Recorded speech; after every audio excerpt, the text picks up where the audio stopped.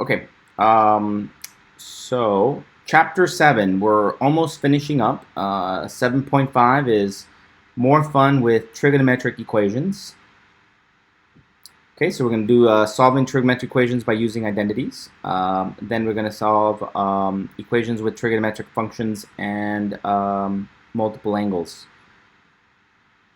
Okay, in this section we solve trigonometric equations by first using identities to simplify the equation. We also solve trigonometric equations in which the terms contain multiple angles. Okay, so let's get to an example. Equations using examples. Okay, so here's an example. Solve this equation. 1 plus sine theta equals to 2 cosine squared theta. Okay, so the first thing that comes to mind is that it's usually easier if they all have the same trigonometric function. Here we have sine, here we have cosine. If I'm going to solve for theta, I would like to eventually get it into the form of one single trigonometric function equals some constant. But as it stands right now, it's hard to do that. So the first thing that comes to mind, and this is very popular in trigonometric identities, the sine squared theta plus cosine squared theta equals to 1 identity. It's very helpful, very useful. So if we solve for cosine squared theta equals to 1 minus sine squared theta, and that's what goes right in there. So we have 1 plus sine theta equals to 2 parentheses, and then 1 minus sine squared theta replaces the cosine squared theta. Distribute that 2, we get 1 plus sine theta equals to 2 minus 2 sine squared theta. And then I'm going to move everything to the left-hand side, set it equal to 0, so that I can try and factor. So plus 2 sine squared theta, plus 2 sine squared theta on that side, and then minus 2 on this side, minus 2 on this side. Okay, so we get 1 minus 2 gets us to minus 1, and then plus, well, these two do not combine since this is sine of theta and this is sine squared theta. So 2 sine squared theta plus sine theta equals 0.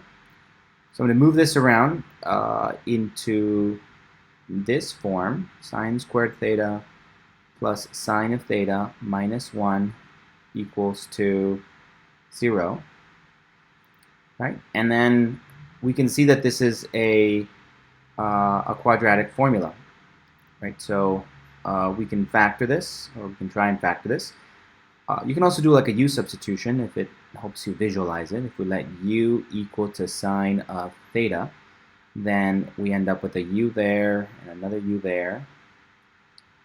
And we have 2 squared plus u minus 1 equals 0, right? So solving this is similar to solving this. So we can factor this by the guess and check method.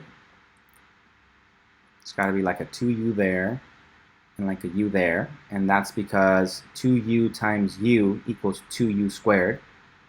And then there's only a couple of options for minus 1. So minus 1, so 1 and minus 1. So let's try minus 1 there, plus 1 there, right? That multiplies to negative 1. Now all we have to do is check to make sure that it fits the middle term. So 2u times 1 is 2u, minus u gives you positive u. So there, that's how it factors. Good. Good. Okay, and so now we can use the the zero product principle, right? This times this equals 0. It must mean that 2u minus 1 equals to 0, or u plus 1 equals to 0. Good.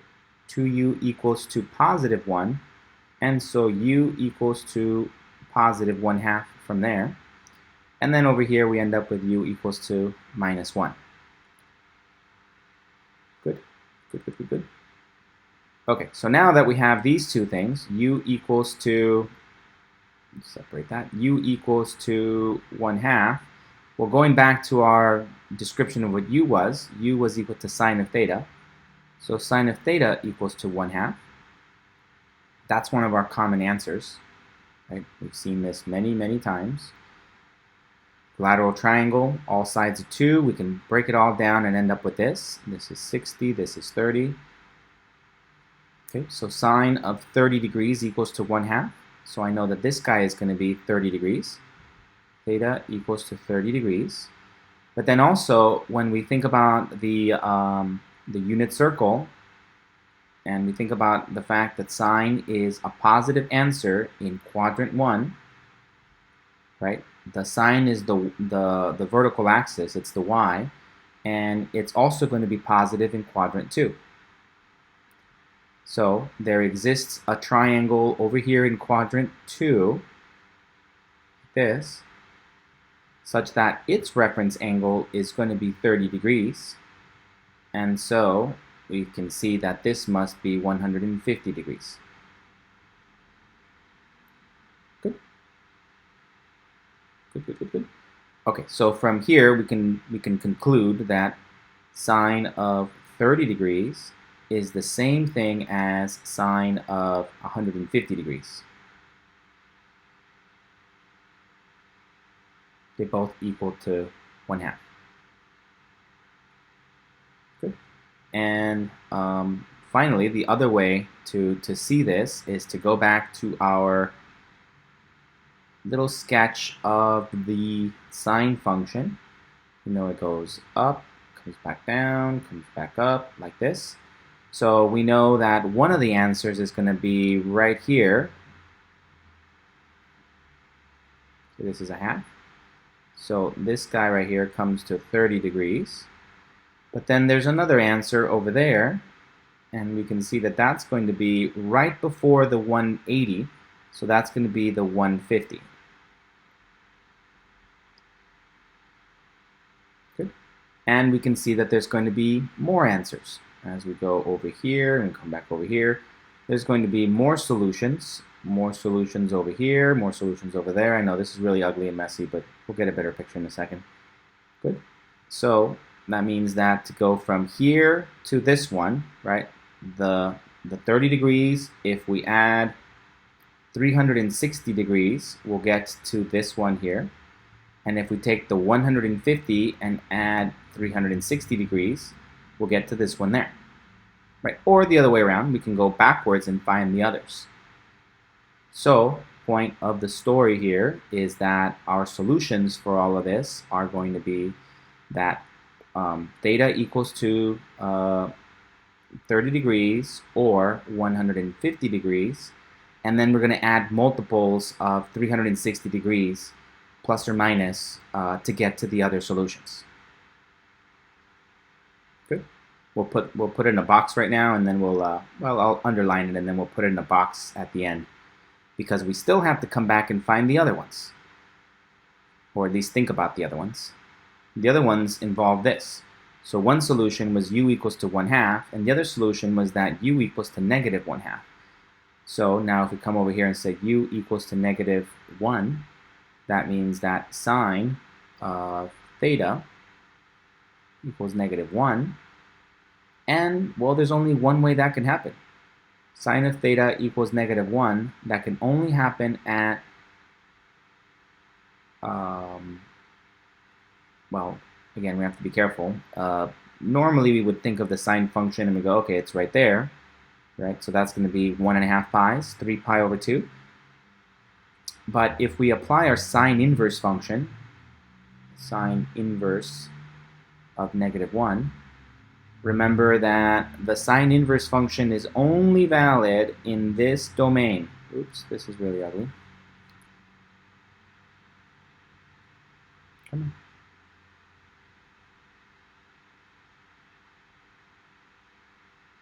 So here's our sine function, sine of x. And remember that the the sine inverse function is only valid in this little domain right there, right, from there to there. So even though we normally think of the sine function and ask you when does it hit -1, you go over here. Well, the sine inverse value is going to give you this number here, right, which is going to be -90 degrees. So if we type that into our calculator, we're going to get -90 degrees.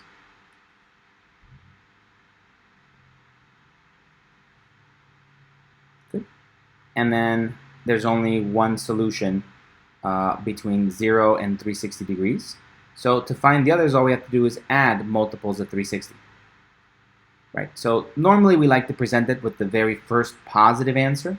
And the first positive answer is going to come from adding 360 degrees to it, which gives you the one that maybe normally comes to mind when we think about the sine function and when does it equal -1. Good. Any questions about all that? Okay, so now we're ready to put in all our answers. Right, so theta equals to 30 degrees plus or minus 360 degrees K. Theta equals to 150 plus or minus 360 degrees K. And theta equals to 270 degrees plus or minus 360 degrees K, where K equals equals 0 or 1 or 2 or 3 ... right? So K equals any natural. And that's our answer.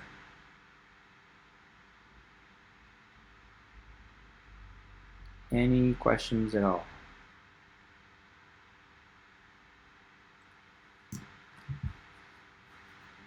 No questions, no questions, no questions?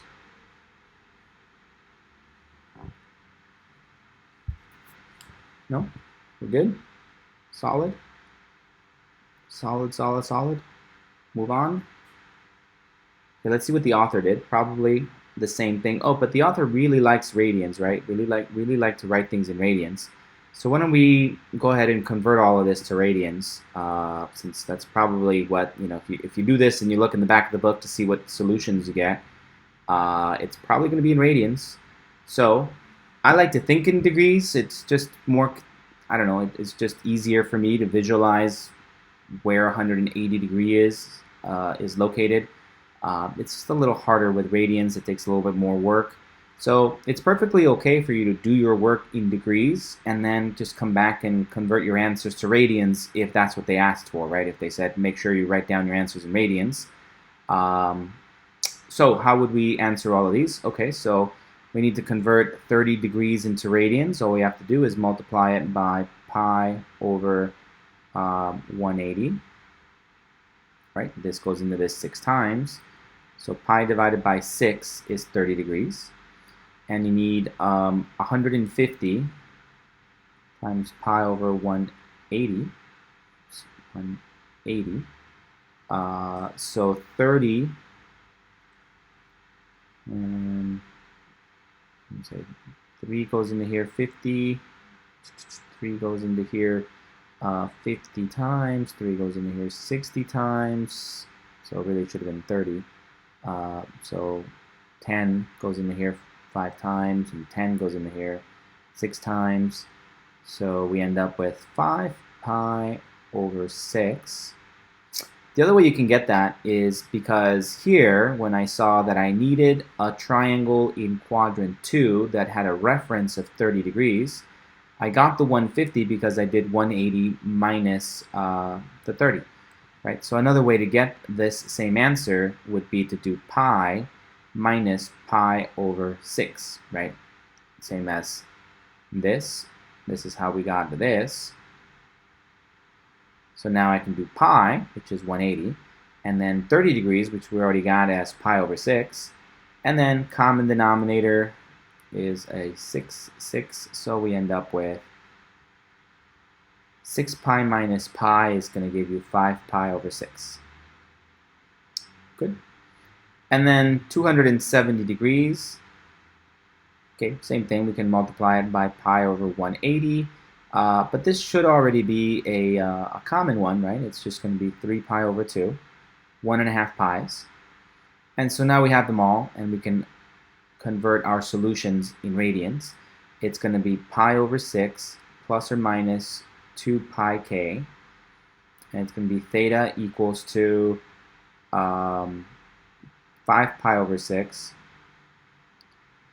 plus or minus 2 pi k, and finally theta equals to 3 pi over 2 plus or minus 2 pi k, and k equals any natural.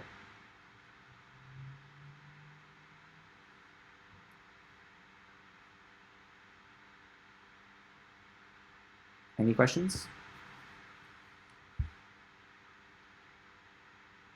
No? No? And remember that there's another sneaky little thing here, a very subtle little thing that might affect things. Instead of having plus or minus k, where k equals 0, 1, 2, 3, the other thing you could do is allow k to be any integer, which means that k is allowed to be negatives. So if k is allowed to be any integer, right? Remember, the integers are the counting numbers, but also the negatives, positive and negatives. So we have dot, dot, dot, -3, -2, -1, 0, 1, 2, 3, dot, dot, dot, dot, dot, right? That's what integers are. And so if you're allowing k to be potentially positives or negatives, then this plus or minus is redundant, and then we can just get rid of one of them. And actually, we can get rid of either one of them, right? So we could just write it as plus, plus, plus, and we get these two mean exactly the same thing, whether you had plus or minus and then k is a natural number, or if you just have pluses here, but now you're allowing k to also potentially be negative. Just a little subtlety that sometimes textbooks aren't super clear about as you move forward, and you know, it might confuse some people into thinking that the answer is a little bit different for some reason, but not you guys. Okay, questions? No? No? Okay, let's see what the author did. Probably something similar, I would guess. Yes, substituted cosine squared with 1 minus sine squared theta. Good, good, good. Moved everything to one side. Factored it. Good. We end up with this. Yep, just what I thought. Radians. Pi over 6. 5 pi over 6. Yep. -1 gives you 3 pi over 2. Yep. And then we can bring it all together like this, right? And so see how the author has done what I mentioned. They put a plus there, not a plus minus. And then the k is allowed to be any integer. It looks a little smoother, right? A little less complicated, I guess, to not having the plus or minus. But I just found that a lot of people forget that k is allowed to be a negative number, and so they forget that you can also subtract multiples of 2 pi. So I just like the plus or minus notation for that reason, to make sure that people don't forget that you're allowed to use that. They're allowed to plug in a negative value for k, they're allowed to subtract. Okay, any questions?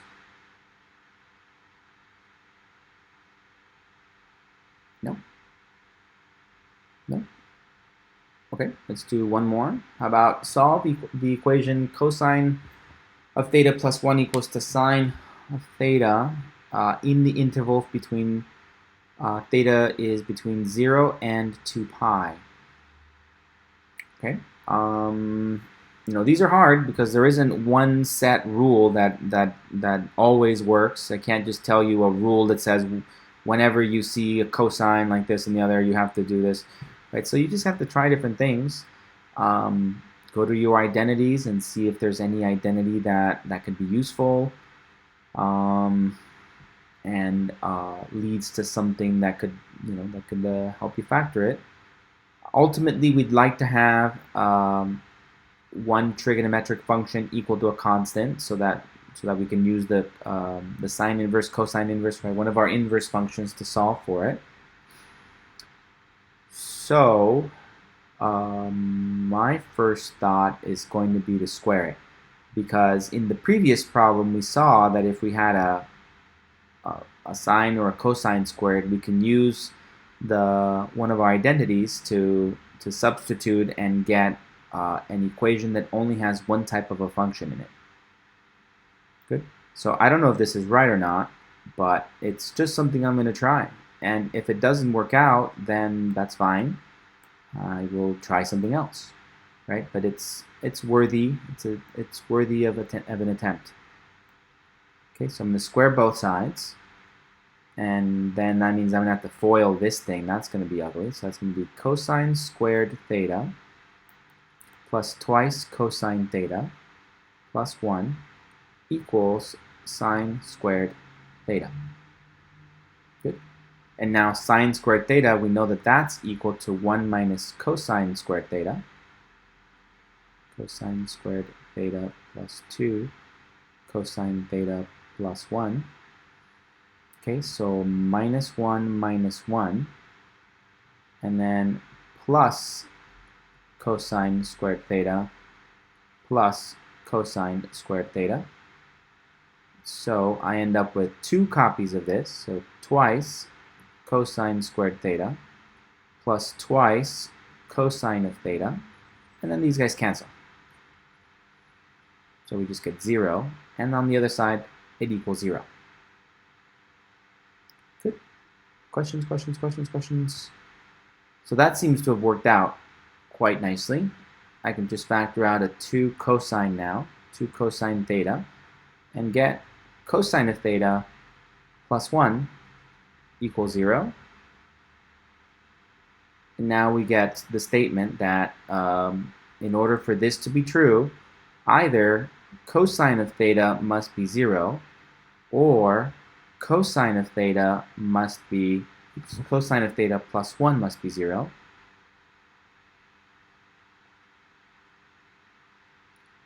Right, so we get cosine of theta equals -1 as one solution, and cosine of theta equals to 0 for the other solution.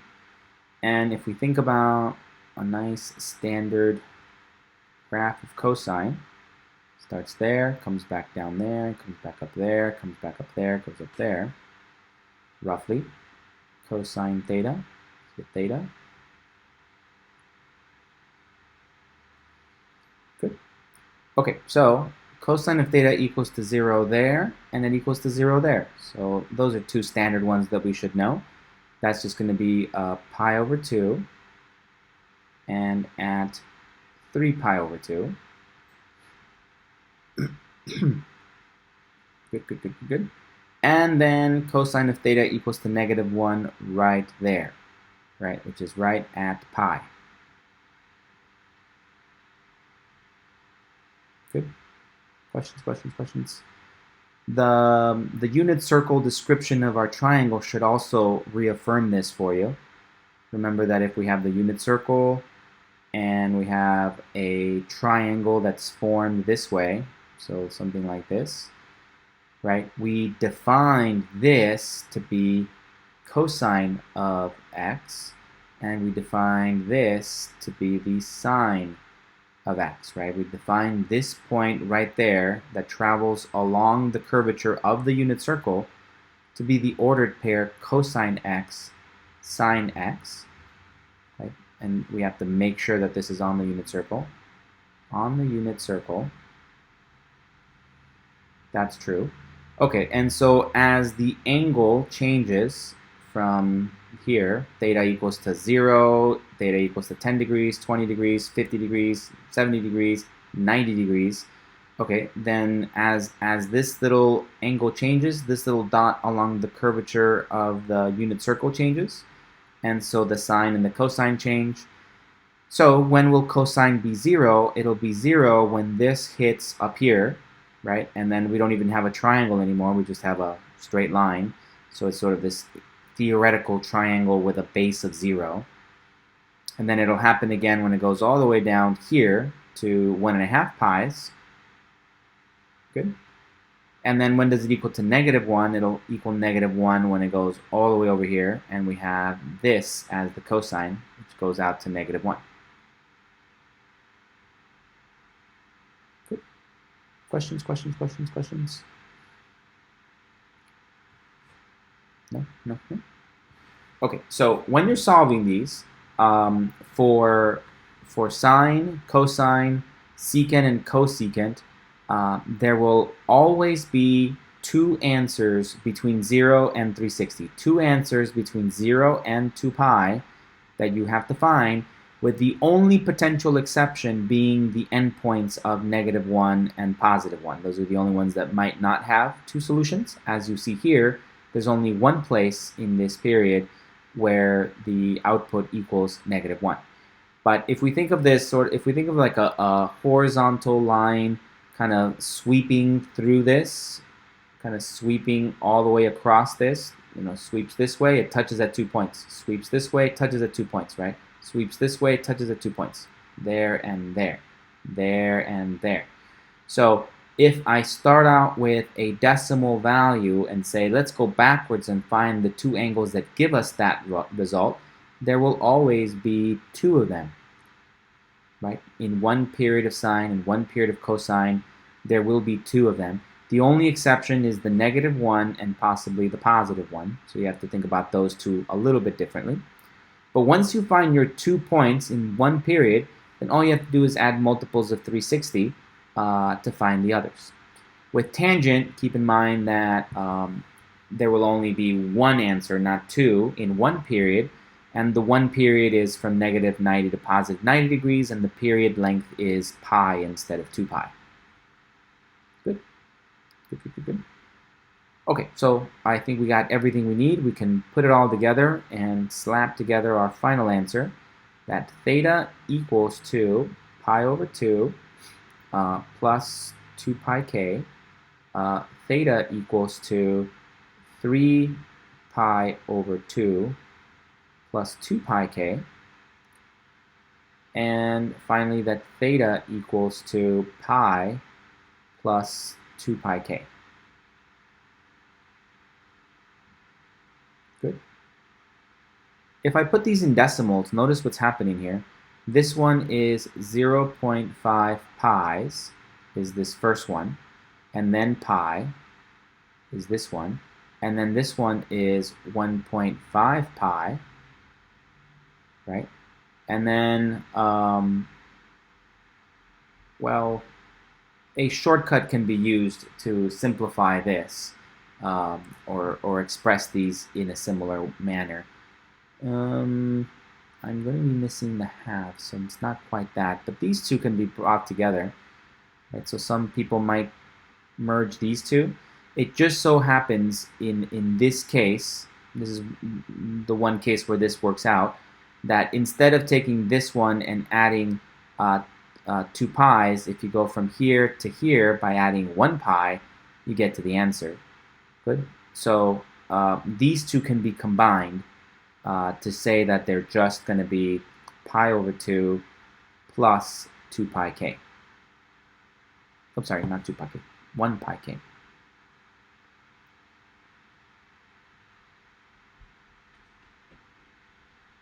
Plus pi k. Does that make sense? Yes? If I start listing what these are, I start off at half a pi. So I start off with half a pi. And then I can add multiples of 2 pi. So the next one is 2.5 pi. And the next one after that will be 4.5 pi. Good. And the next one after that will be 6.5 pi. Right? Oops, there's pi's in all of these. Pi, pi, pi, pi, dot, dot, dot, dot, dot, dot, dot. And then this one starts off at 1.5 pi. And then if we add 2 pi for the next one, we end up at 3.5 pi.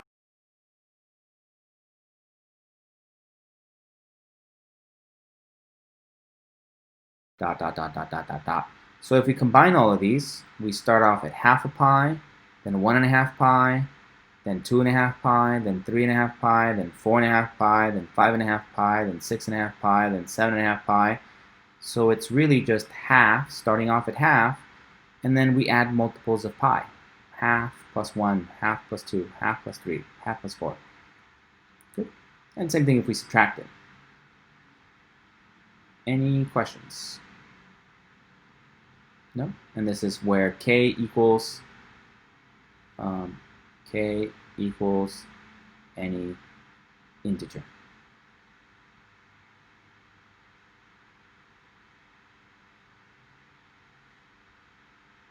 Any questions? Any questions? Or theta equals this. Right? These two can be combined into that one. Okay. Any questions? No? No?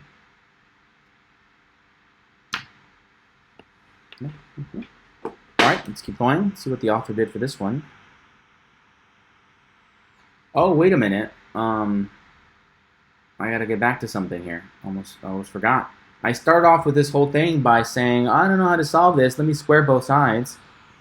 By doing that, you might be creating something that you didn't intend to create, right? Because when we introduce things like square both sides, we might be taking something that was originally wrong, and then by squaring both sides, we turn it into something that's true. For example, let's say that's, if you started off with something that was a false statement, like -2 equals to 2, that's false. But then you come in and you go, I know, let me square both sides. So if you square this side, and then you square this side, well, now you got something that's true. Now we got 4 equals 4, that's true. So you've converted something that was originally wrong, false, not true, and then you did something to both sides, and now you got a true statement. So for that reason, it could be that I started off, I could create phantom solutions, right? So it's possible that not all of these things actually work. So I'm going to have to check them to see if they work or not. Now, I don't have to check all of them. I don't have to check if half a pi works, or 2.5 pi, or 4.5 pi, right? Since those are all going to be multiples of the original one by adding multiples of 2 pi to the original angle that worked. So if pi over 2 works, then all of the other ones generated by adding 2 pi k are also going to work. Or likewise, if this one doesn't work, then adding multiples of 2 pi k is not going to fix the problem. So all we have to do is check these 3, is the point. Okay, so then you just go back to your original statement. So let's check it. Check to see if it's true. And the original statement was cosine of theta plus 1 plus 1 plus 1 equals sine of theta. Right, here's my original statement. Let's check when theta equals to pi over 2. Okay, is that true? Cosine of pi over 2 plus 1 equals to sine of pi over 2. Okay, cosine of pi over 2, we said that was 0. And sine of pi over 2, that's equal to 1. And so this one worked out. 1 equals 1, true statement. Okay, so that one works. What about theta equals to 3 pi over 2? Cosine of 3 pi over 2 plus 1 equals to sine of 3 pi over 2. Okay, cosine of 3 pi over 2 is still going to be 0. 0, 0. And sine of 3 pi over 2, that's equal to -1. So you see we have a case here where 1 equals -1. It's false. Right? If we squared both sides, we would turn it into something true, but as the original statement is written, the original question is written, that one doesn't work out. Good. So that one is no bueno. Next, we have theta equals to pi. Let's check that guy out. So we have cosine of pi plus 1 equals to sine of pi. So cosine of pi is -1. Cosine of pi is equal to -1. And sine of pi is equal to 0. And so we have something that does work out. -1 plus 1 equals 0. Yep, that's true.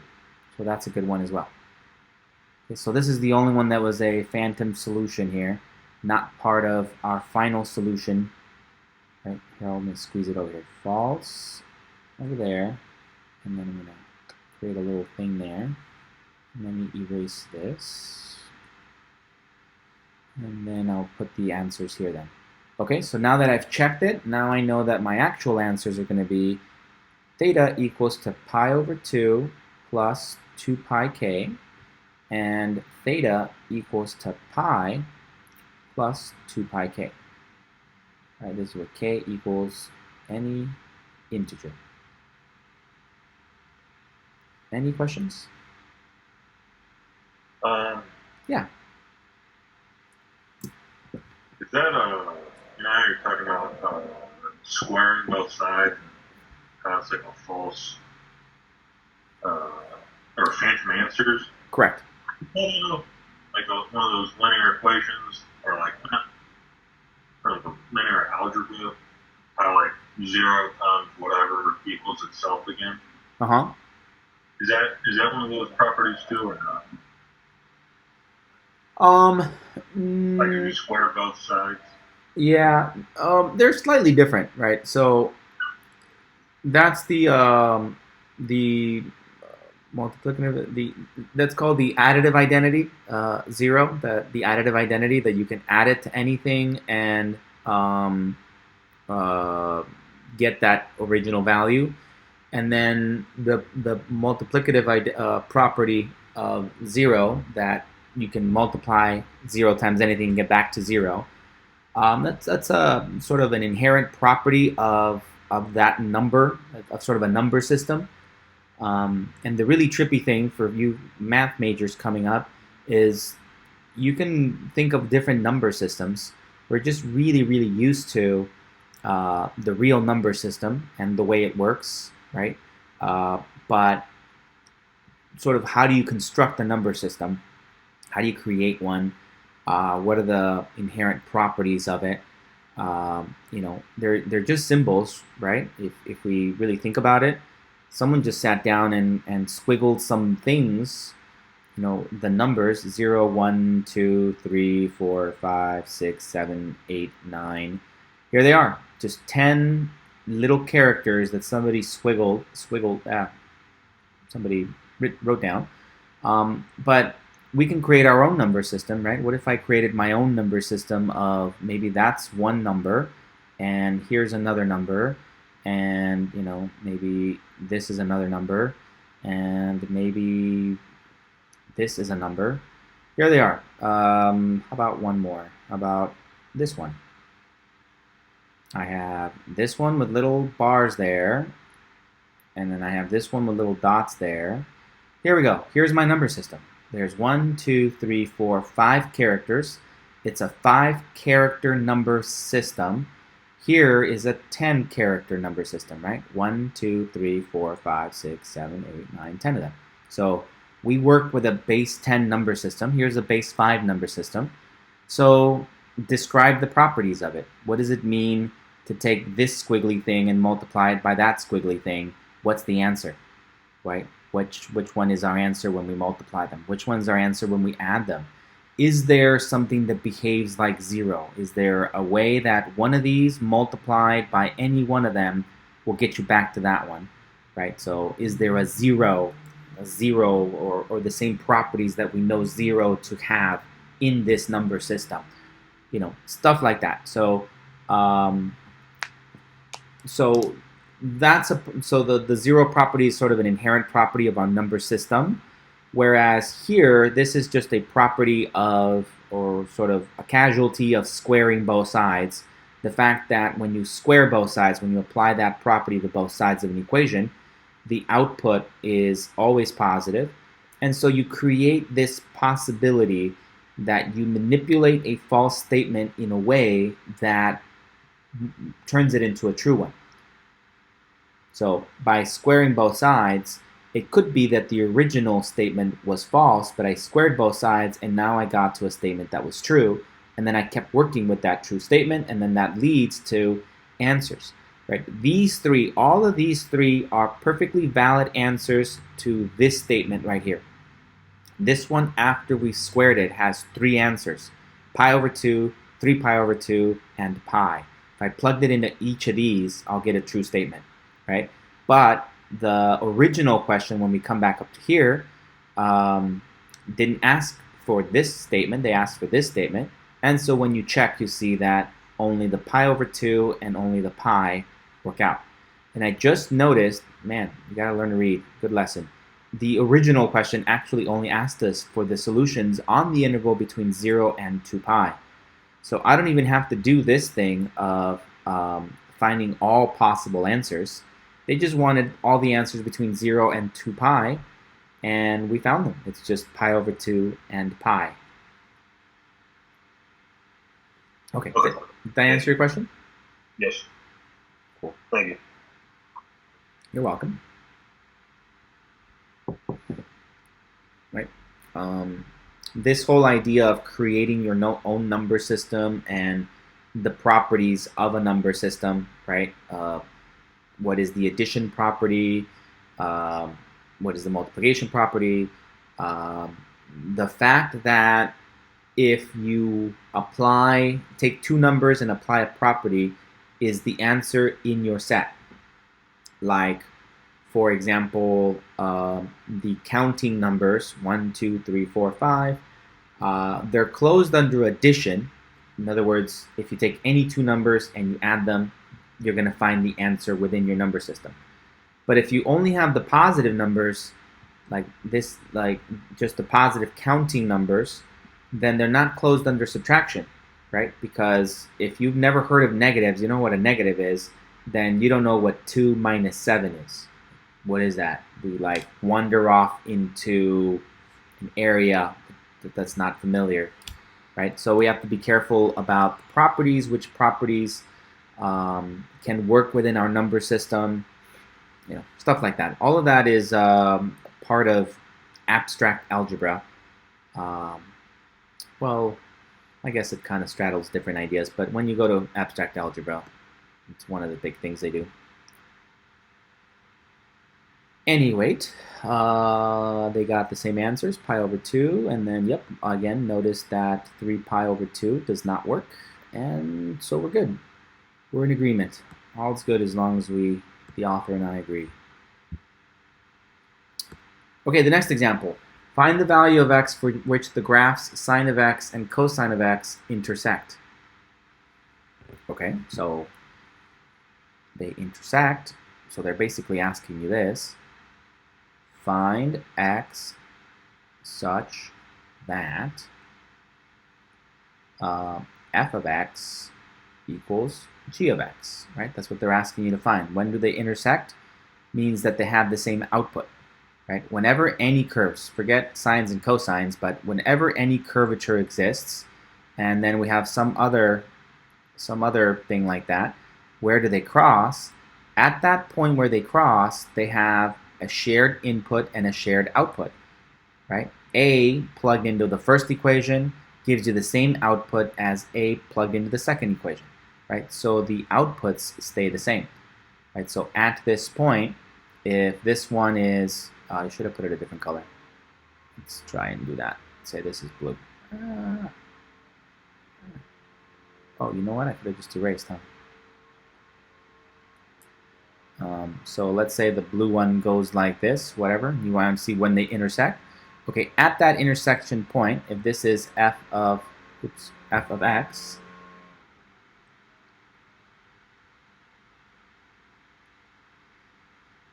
and this one is g of x, then at that intersection point, this point right here is f of a, and it equals g of a, right at that intersection point. Okay. So that's what we have here. Find x such that f of x equals to g of x. Okay. Sometimes I like to actually use another letter like I did there, because we just use x way too much, and sometimes I think we kind of lose track of what's happening. So if I just come in here and say find a such that f of a equals g of a, it's really the same question, right? Find this value a such that f of a equals g of x. That's where they intersect.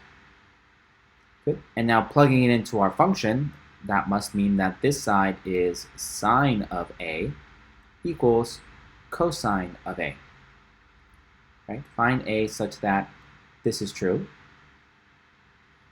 All right, well, let's just divide both sides, and we get that sine a divided by cosine a equals to cosine a divided by cosine a.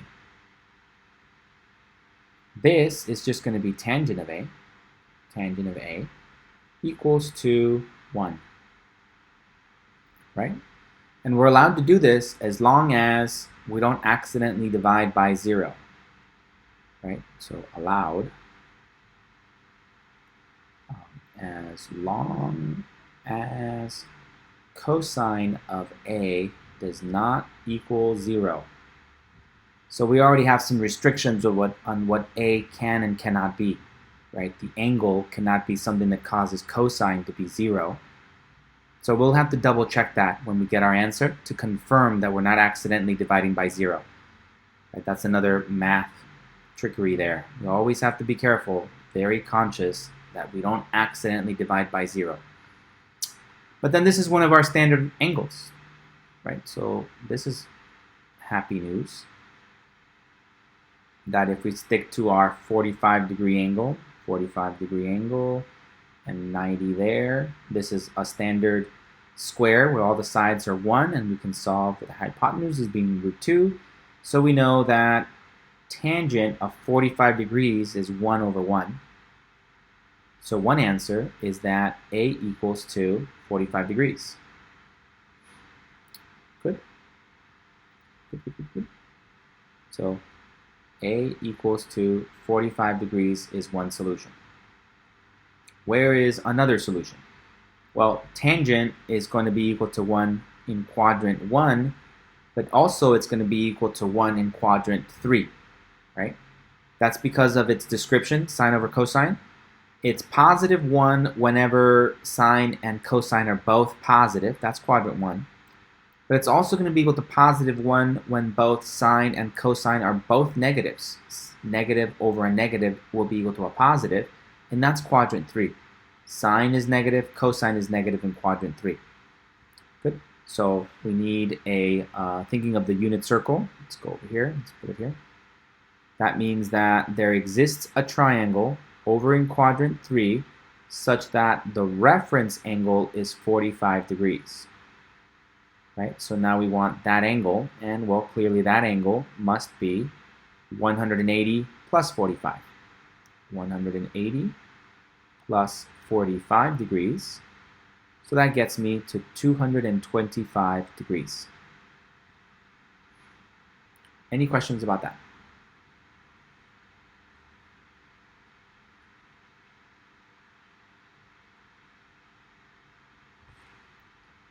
No? No? We can also do a rough sketch of sine and cosine and kind of quickly confirm that it kind of makes sense for us. So if we have sine, we know that sine goes up, comes back down, comes back down, comes back up like that. So that's one period of sine. And cosine is going to start there, and then it hits its stride and comes back here like that, and then goes something like that. Right? So this is cosine of theta. This one is sine of theta. And just from my picture, it does seem to make sense that it crosses in two spots. It crosses right there, and it crosses right there. And this looks, kind of visually, kind of my rough sketch, does seem to match the 2 that I think it is. This guy is there, and this guy is at 2, 2, 5. We're okay? Questions, questions, questions, questions?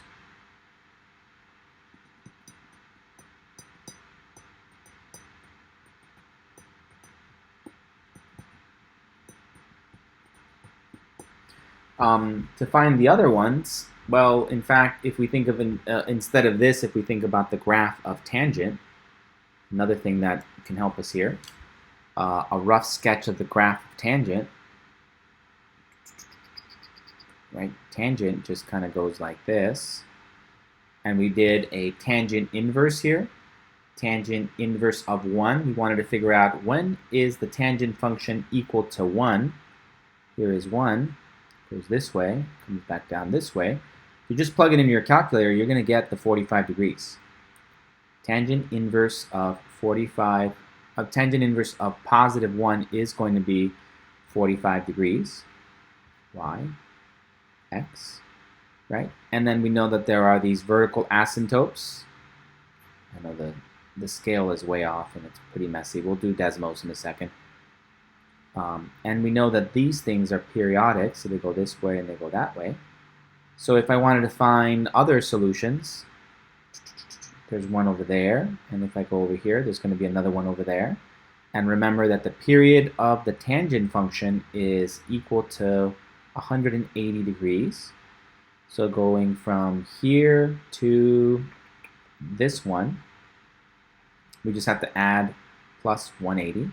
That's what got us to 225. And then to go over here to this one right in there, all we have to do is subtract 180. Good. So this is negative 135.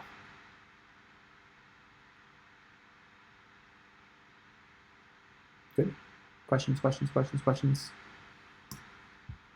So, find the values of x for which the graph sine x and cosine x intersect. We found them, right? So it's going to be 45 degrees plus or minus pi k. And the other one is, okay, so they just left it in radians.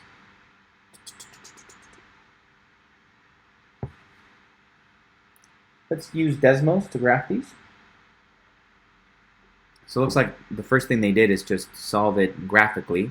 Solve graphically using technology. So let's do what the author did. Let's use technology. Confirm our solutions. Let's go to Desmos.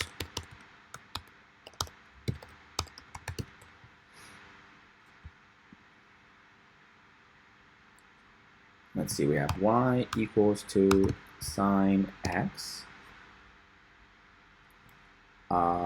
And let's stick to degrees for now, and then we'll come back to radians. So degrees, and we're going to let the x go from, I don't know, negative 200 to positive, I don't know, 500. That should give us a nice little segment. Let's make this negative 1.5. Let's make it 2. Negative 2 to positive 2.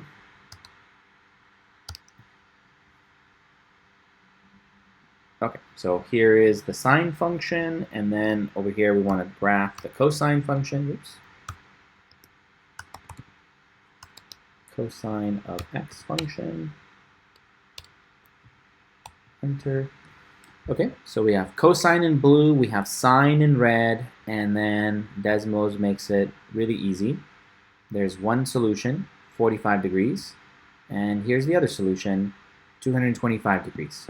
So they match up with what we got. Good. Questions, questions, questions, questions? Are people happy with being able to do this on their calculator as well, or do you want me to go quickly through how to graph them on your calculator and find the intersection? We've done that before. Yes, please. Yes? Okay, yeah, let's do it with our calculator. All right. So we won't always have access to Desmo. Sometimes you'll be in a classroom and the only thing you have is your calculator. And a graphing calculator is a lifesaver. There are going to be plenty of times when solving it graphically just makes things so much easier. Even if you're not allowed to turn that in as an answer, it really, really helps to be able to confirm for yourself that you have the right answer, or that you're on the right path. So it's a really useful tool. Okay, so we want to solve when they intersect. We want to solve the system. So let's graph sine x here, sine x, close parentheses, and cosine x, cosine x. And then let's make sure we're in the right mode. Okay, we're in degrees. Nothing wrong with radians, but if you just need to know what you're in so that you can understand your results and don't confuse them. For a long time, I remember thinking that if it was a really small decimal, it had to be a radian. So if I got an answer of 0.8, I just assumed that was radians. But you can have 0.8 degrees. That's just a really, really tiny little angle, right? So you have to be careful on what you're on. Okay, so now let's graph them and let's find an appropriate window. Remember, we're dealing with angles, so the inputs. See, this kind of an input would only go from -2 degrees to +3 degrees. That's not going to cut it. I need to go from, say, maybe -100 degrees to +500 degrees, maybe. I can always come back and play with it. And then the y minimum, -2 to +2, that seems like it would be appropriate. Okay, graph them, and there we go. Here's sine, there is cosine. Good, and I want to find that, where they cross. Okay, to do that, we're going to use this button that says calculate. So we're going to hit second, calculate, and then the intersection, which is the 5th option down. You can either push down, down, down, down, and then hit enter, or you can just hit 5, and it knows that you're talking about that. Then follow the instructions. What's the first curve? What's the second curve? You can use these arrows to go up and down to toggle between the functions. If yours is not a color one like mine, then pay attention to this little equation up here. It'll let you know which one you're on. So that's the cosine function, that's the sine function, that's the cosine. Okay. Now, I only have 2 curves right now, so it seems kind of silly that they're asking you this. If it was more sophisticated code, it would know that if there's only 2 curves and you want to find the intersection, that you mean those 2 curves. But this is technology from like the 70s or 80s. So if you have 3 or more equations in there, then this is an appropriate question, right? An intersection of which functions. But because there's only 2, you can just hit enter to select one, hit enter to select the other one, right? And then the third question, it says to guess, right? Because there's a lot of places where they cross. They cross there, they cross there, they cross there. So which one do you want to guess? Okay, so we're going to go over here and go pretty close to that one there. Hit enter, and there's our answer, right? The x coordinate is 45 degrees. The y coordinate is that one. Good. And then you repeat for the other one. Second, calculate, 5th option, first curve, second curve. Just hit enter twice until it gets to the guess. And now, guess the other one. I want to figure out sort of where this one crosses. Right around there. Right around there. Enter. And we get 225. Cool. Hey. Sure, you're welcome. Okay, so let's get back to our PowerPoint. You can see that this is going to be a very useful thing because as the equations get even more complicated, you get to a point where it's just too hard to figure it out by hand.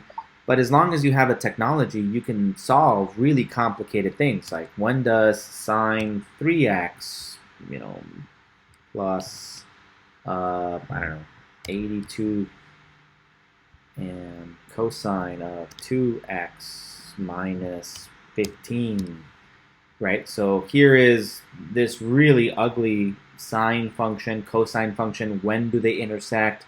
Well, you can just graph them and kind of figure that out on your own. Here's some intersections there, here's some intersections there, here's some intersections there.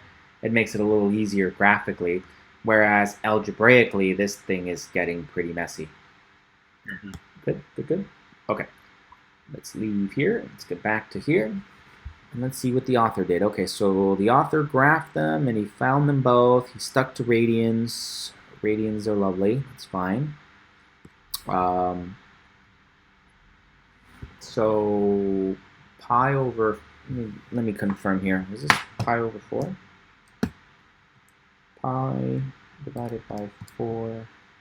Yeah, that's what this is. So this is the pi divided by 4. And this is the 225 degrees. Let's see, what is it in pi, in radians? We found it by adding pi to pi over 4, right? So 45 degrees is pi over 4.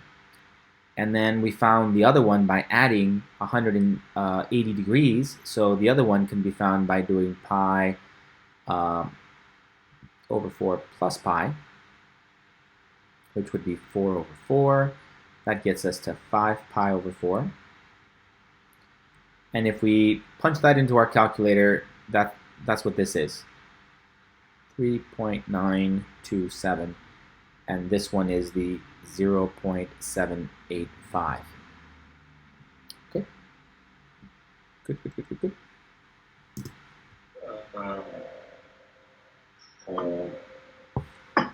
I have like a page from my trigonometry textbook that has like, I forget what they call it. It has like a whole circle where it has like pi over 4. The unit circle, yeah. Is that right if we use that, or is it like? Yes, it's okay that you use it. So right off the bat, and I know a lot of you were forced to memorize it, and that's fine. I mean, nothing wrong with having it memorized. But I don't, like, in my own style of what I think math should be about, I don't think that that's appropriate.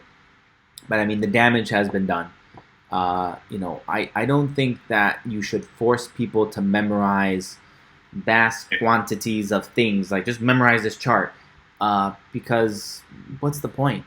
Just regurgitating things. So if I had it my way, we would never force people to memorize that whole unit circle and just blindly memorize all those values in quadrants 2, 3, 4. It's faster. I know some of you are like, I have it memorized. I know it. Boom, I know it. It's 5 pi over 4. I know it. It's in quadrant 3. But it's just, I think it's useful, valuable to force people to think about how to get it and kind of derive it every time. Oh, you got to add pi to it, or you take pi minus that angle and whatnot, right? It's an exercise in considering the unit circle and considering the graphs of the functions, and again, it really emphasizes understanding of those concepts.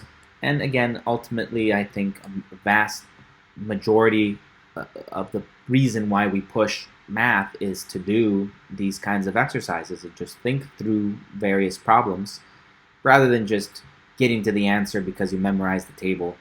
But at this point, I can't penalize people for just having it memorized. You already memorized it. What can I do?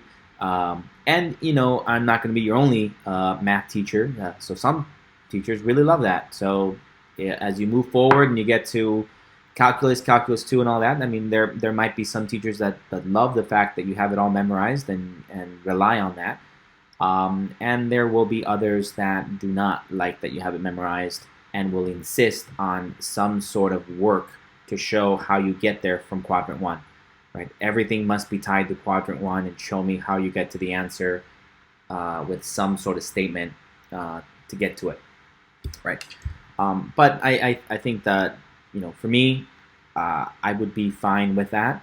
But keeping in mind that I know some of you just have it memorized, I favor the kinds of questions that push people to understanding the concepts. And so, as you do the homework, you'll see what I'm talking about.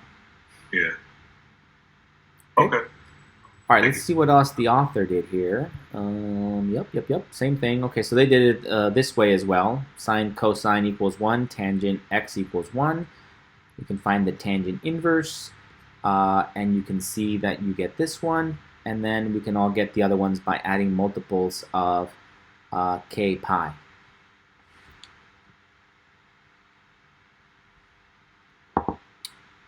Okay, any questions?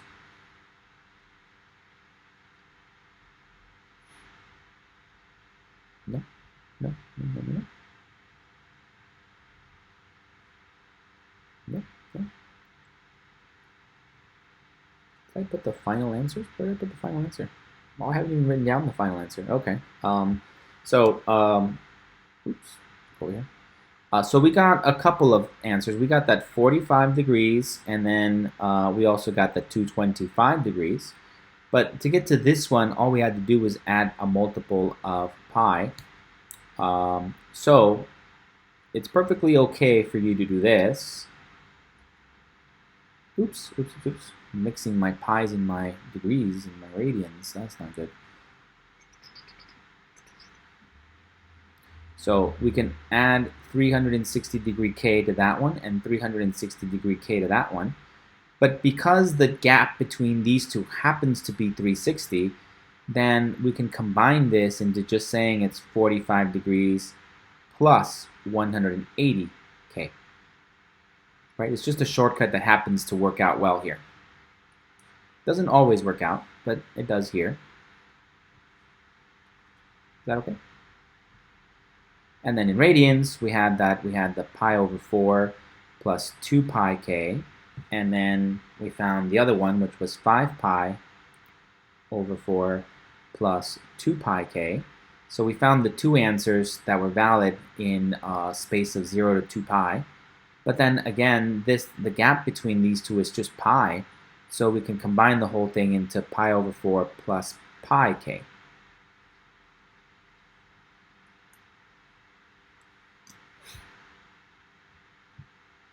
Good. Questions.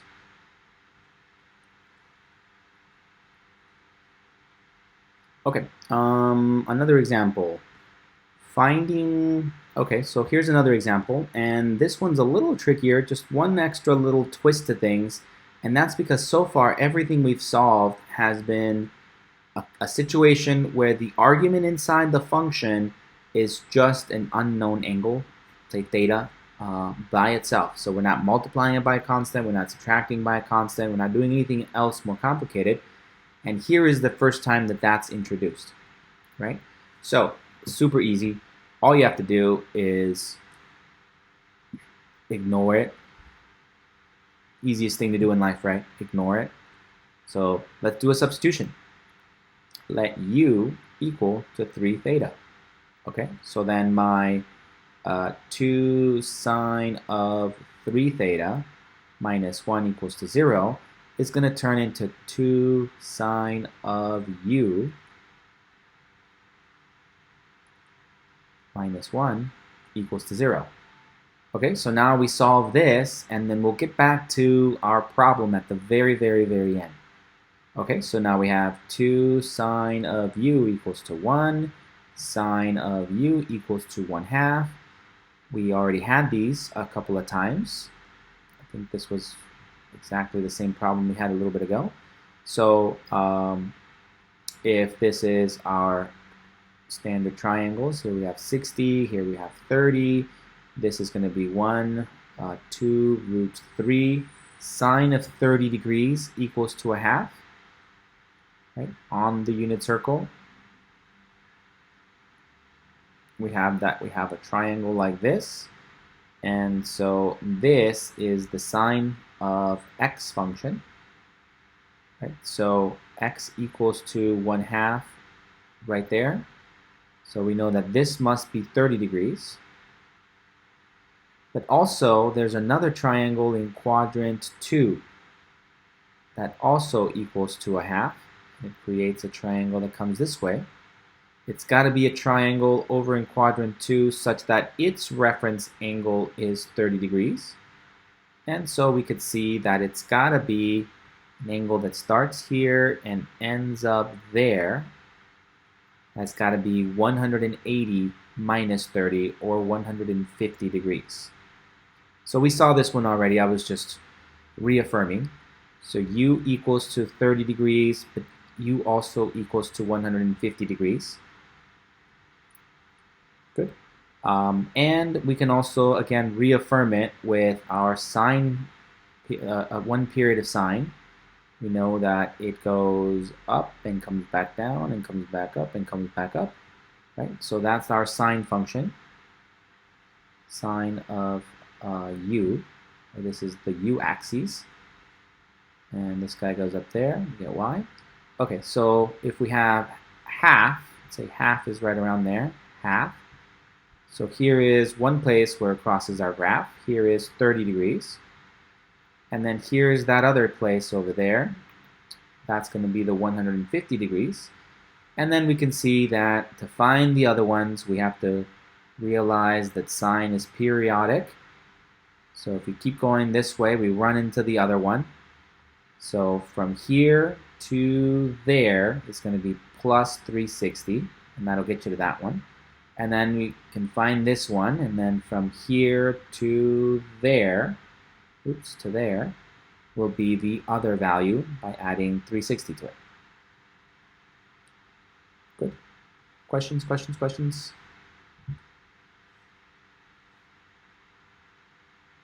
Good, good, good, good. Okay, so we get that u must be equal to 30 degrees plus or minus 360 degrees k. Good. And we also got that u was equal to 150 degrees plus or minus 360 degrees k. So we would normally be done with that, be happy with that, except that, remember, they didn't ask me about u, they asked me about 3 theta. So this is where you come in and you go back to your substitution, and you go back to letting u equal to 3 theta, u equals to 3 theta, and then equals to 30 degrees plus or minus 360 degree k. 3 theta equals to 150 plus or minus 360 degrees k. It's very important to do this process after you've already added the multiples that you wanted to add. And so now we get to divide everything by the constant 3.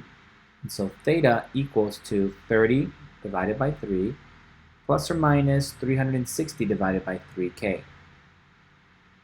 Theta equals to 150 divided by 3 plus or minus 360 divided by 3k.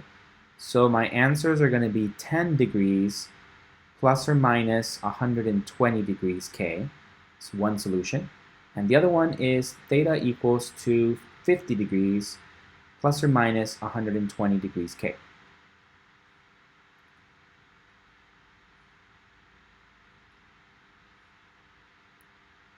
Good. Questions, questions, questions? So a very common mistake in this is that people do this part right and then they end up with 10 plus or minus 360 degrees. Right? So make sure you don't make that mistake.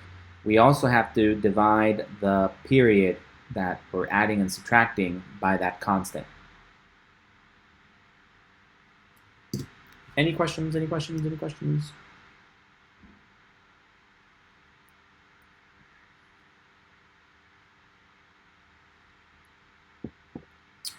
So it says find all the solutions of the equations, and then it says find the solutions on the interval between 0 and 2 pi. But keep in mind that it could also be another interval. It doesn't always have to be the interval between 0 and 2 pi. You know, I could also ask find all the answers on the interval between 2 pi and 4 pi. You know, maybe I want to know these two answers.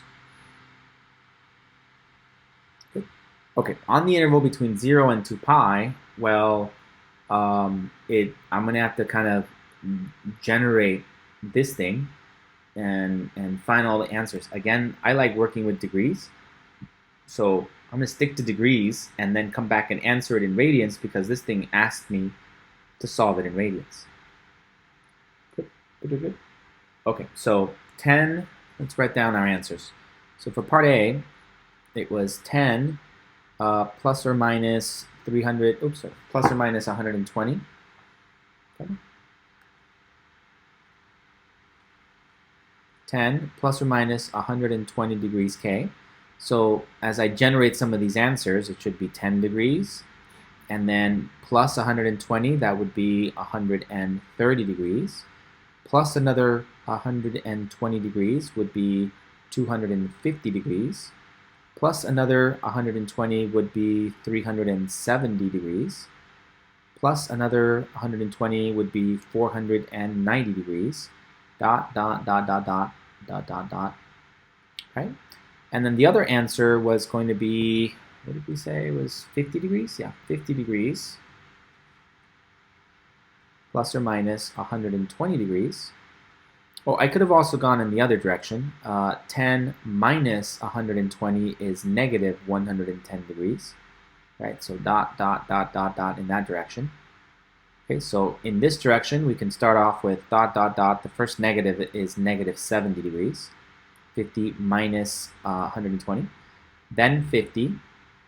Oops, there's a K there. Then if I add them, I get to 170. Then 290. Then 410. Right? Dot, dot, dot, dot, dot, dot, dot.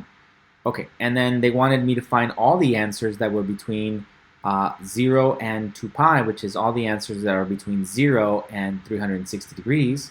So I know it's going to be this one, this one, this one, and whoops, not that one. So starting there, it fails, right? And then this one, and that one. So there's all my answers in degrees. So the solution is going to be 10 degrees, 50 degrees, then 130 degrees, then 170 degrees, then 250 degrees, and finally 290 degrees. Right, so in degrees, this is my answer to part B. However, of course, I got to solve it in radians. One option would be to just take each one of these and multiply it by pi over 180 to convert it. I could take 10 degrees and multiply it by pi over 180. Okay, that's going to be pi over 18. And then the next one and the next one, and convert all of them slowly into radians. Okay, you could do that. Or you can go back to the original one and generate this this whole thing using radians. And you know, it might still be a little easier by following this pattern, right? It's good practice. So how did we get to this ugly mess? Well, we started off by noting that one of the answers was 30 degrees, and then the other answer was 150 degrees, right, for u. Going back to here, let's go back to sine of u equals to 1/2 and solve the whole thing in radians. So then u equals to sine inverse of 1/2. And so our calculator will give us the 30 degrees, which is going to be pi over 6. And that should be one of our standard triangles, so we should know that anyway. So pi over 6 is what we get. And then to get to the other one, we know that it's in quadrant 2. So it should be pi minus pi over 6, which gets us to 5 pi over 6. Okay, so this is the 30 degrees, this is the 150 degrees. And now we set up our answers as 3 theta equals to pi over 6 plus or minus 2 pi k. and the other one would be 3 theta equals to 5 pi over 6 plus or minus 2 pi k. So then dividing everything by 3 or multiplying it by a third, we'd end up with theta equals to pi over 18 plus or minus 2 pi over 3k. And then over here, theta equals to 5 pi over 18 plus or minus 2 pi over 3k. And then, I mean, that's a perfectly good place to write down your answers. But since I want to generate a bunch of these values as I add multiples, I think getting a common denominator could be very useful. So I'm going to go ahead and combine them into one big happy fraction by getting a common denominator, which is going to be 18. So multiply by 6 over 6, multiply by 6 over 6. And so I get that theta is going to be equal to pi plus or minus 12 pi over 18. Good. And then over here we get that theta equals to 5 pi plus or minus 12 pi k over 18. Got my k. Good. Good. Okay, so now as I start to generate these, then it just becomes easier because it's one big happy fraction already.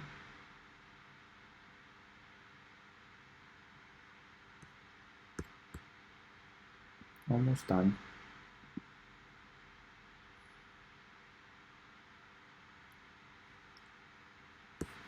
Okay, so as I start to generate these for k equals to 0, k equals to 1, k equals to 2, I end up with pi over 18 is when k equals to 0.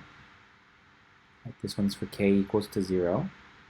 And for k equals to 1, I end up with 13 pi, comma, 13 pi over 18, right? Comma, and then I add another 12 pi there, I get to 25 pi over 18. I add another 12 in there, I get to 37 pi over 18. And I already know this is off limits, right? Why? Because this is bigger. If we turn it into a decimal, 36 over 18, right? So note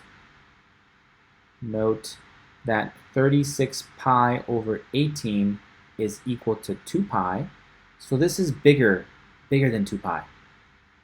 So it's no longer one of my answers. It said to find all solutions between 0 and 2 pi, like that, right? So this is already going to be too big. And then we can do the same thing for the other one. First one is 5 pi over 18. Then I add 12 pi to that, and I get to 17 pi over 18. Then I add another 12, we get to 29 pi over 18. And then we get to like 41 pi over 18. Again, that's bigger than 36 pi over 18. That one's out. And so we have our 6 solutions. Good. So our final solution set is, for part B, all theta values, or I should say solutions. All solutions on the interval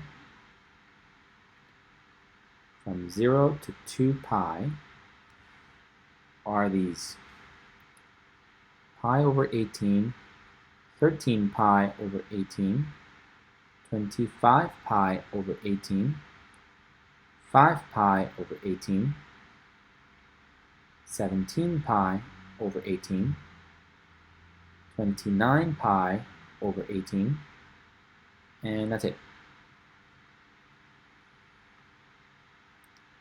Any questions?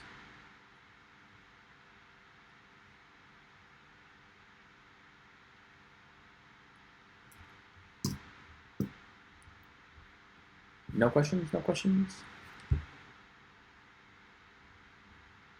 No? No? No? It was easier with degrees, wasn't it?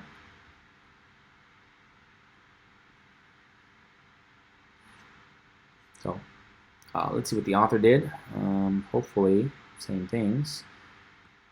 Pi over 6, okay, and then 5 pi over 6, yep. And then, yep, and then you do that, and then you do that. Yep, that's what they did. Same thing I did. And then you generate your answers, and they look about right. Same things we got. Good, good, good, good. I think this is the last example in this section, I think. Consider this equation. Root 3 tangent of theta over 2 minus 1 equals to 0. Find all solutions of the equation. Okay, so let's solve that one. So we have root 3 tangent of theta over 2 minus 1 equals to 0. This seems pretty straightforward. I wonder why they're putting it here. So we'll trick something. So let's add 1 to both sides. Divide both sides by root 3. Tangent of theta over 2 equals to 1 over root 3. Okay, so if we think of our standard triangles, again we go back to our good old faithful, this guy, this is root 3, this is 1, this is 2. So 60 degrees, note that if this had been like a u, let u equal to theta over 2, then tangent of u equals to 1 over root 3.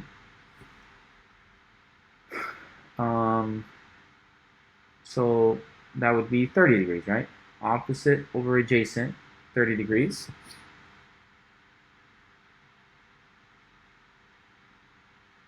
Good, good, good. And again, that's in quadrant 1. It's positive, so I know quadrant 3 is also going to be another valid angle. And we know that from our graphs of tangents that we can achieve all the other solutions by adding multiples of 180 degrees. Good. So we found a point right here that happens to be 1 divided by root 3 is the output. And then we come back this way, and here it is, it's 30 degrees. Good. And so we can find the other answers by adding multiples of adding multiples of 180 degrees. Right, so the other answer over there is going to be found by taking this guy and adding plus 180, or subtracting minus 180. Good. So that's our answers. U equals to 30 degrees plus or minus 180 degrees K. Or in radians, since I know I'm going to have to go to radians, U equals to pi over 6 plus or minus pi K. Good.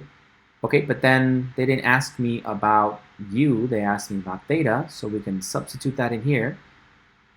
Theta over 2 is U equals to 6 pi plus or minus pi K. Now if we multiply everything by 2, we get theta equals to 2 times pi over 6 plus or minus 2 pi K. And then this guy reduces. This guy goes into here 3 times.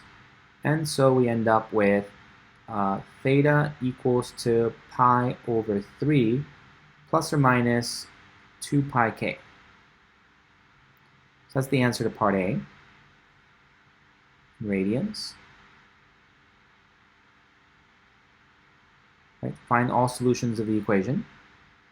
And then for part B, find all the answers that fit on the interval between 0 and 4 pi. So let's just start generating them. And one of them is going to be, of course, for part B, it's just going to be the first one is pi over 3. And the second one is going to be pi over 3 plus 2 pi. And the next one is going to be pi over 3 plus 2 pi times 2, right? Since here the k is 1, here the k is 2. But on the interval between 0 and 4 pi, you're already past it by the third iteration. Right? By the time you get to this one, you're already adding 4 pi plus 3 pi, so we already know that this one can't be an answer. So it's really just these two. Good. Get a common denominator of 3. So times 3 over 3, we get 6, 7 over 3. So pi over 3 and 7 pi over 3 are our two solutions.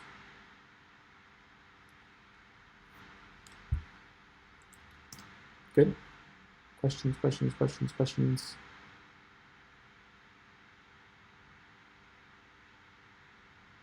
See if the author did the same thing. Pi over 6, pi over 3, yep. Pi over 3 and 7 pi over 3. Yeah, 7 pi over 3. Pi over 3 and 7 pi over 3. Yay, we agree. Okay, any questions at all? This wraps up everything and all you ever wanted to know about Chapter 7 and the extent of what we're going to cover with these trigonometric equations. Any questions on anything? Okay, great. So we'll move on. Chapter 8, an introduction to polar coordinates and parametric equations. So in 8.1, we'll be focusing on an introduction to polar coordinates. Okay, so we're going to define polar coordinates. We're going to see the relationship between polar coordinates and rectangular coordinates. And we're going to start working with polar equations. Okay, so the definition of polar coordinates. What are polar coordinates? So the polar coordinate system uses distances and directions to specify the location of a point on sort of in the plane. To set up the system, we choose a fixed point O in the plane called the pole or the origin. I usually call it the origin, and draw from O a ray half line called the polar axes, as in Figure 1. All right, so let's draw here. All right, so we have our grid. Let's say our grid is this. Here's our plane. Here's the plane. Right, all numbers are on this plane. All ordered pairs. Well, I shouldn't say ordered pairs, but there are points on here. So let's say that there's this point here. How do we identify that point? How do we get from that point? What if we have another point over here? Right? What's the relationship between the 2 points? How do you go from one to the other? We need to be able to establish some sort of a grid system to be able to identify them. Right? So one way to do that is to just establish this rectangular coordinate system. And the rectangular coordinate system does this, right? We have y there, we have x there. And now we describe this process that starting at the origin, in order to get to the blue one, we count units in this direction, right, along the x-axis to get to some unit level. And then once we've gone sufficiently far in this direction, we begin climbing up in this direction up here. Oops, that's supposed to be a straight line. Give it another shot. That's probably going to fail again. Okay, we have that. Let's pretend that's a straight line. And then we begin climbing up units in this direction. And those are instructions to get from the origin to that blue point, right? It comes as an ordered pair of values. There is some distance you travel in this direction, let's call it A. And there's some distance you travel in this direction, let's call it B. And so we've agreed that in order to describe this blue point, it can be described by the coordinates A comma B, right? Likewise, to get to this point over here, we can travel in this direction, blah, blah, blah, blah, blah, blah, blah, blah, blah. And maybe this over here is negative D, right? And then we travel up to it, and and maybe this is some distance positive q. And so this point right there is the point negative d comma q. Good. So we've established this rectangular coordinate system that helps us identify points. Well, now we're going to do it in a different way. Exactly the same question, exactly the same problem is going to be approached in a different direction. Right? So now let's say that we have, again, a giant rectangular, a giant plane and a dot. Here's this dot on there, and some other dot, maybe this other dot is, I don't know, over there. And what's the relationship between the two? So once again, we do need to establish some sort of a grid system. So we're going to establish an origin, and on this origin, we're going to establish this direction over here as sort of the x-axis. Good. And then in order to describe that, we're not going to say go this many units this way and this many units up. What we're going to do is we're going to establish a triangle, not a triangle, sorry, an angle. Let's go with purple. We're going to do this. We're going to establish a ray. It goes that way, and it goes through it. So like that. Good. And so it's got some sort of an angle, theta. And then traveling along the ray itself, we're going to count a distance, a number of units to get to the point we want.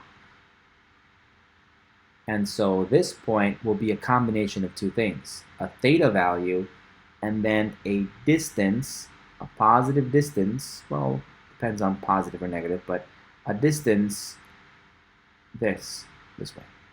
The way I've drawn it is a positive distance. We'll get into negatives in a second.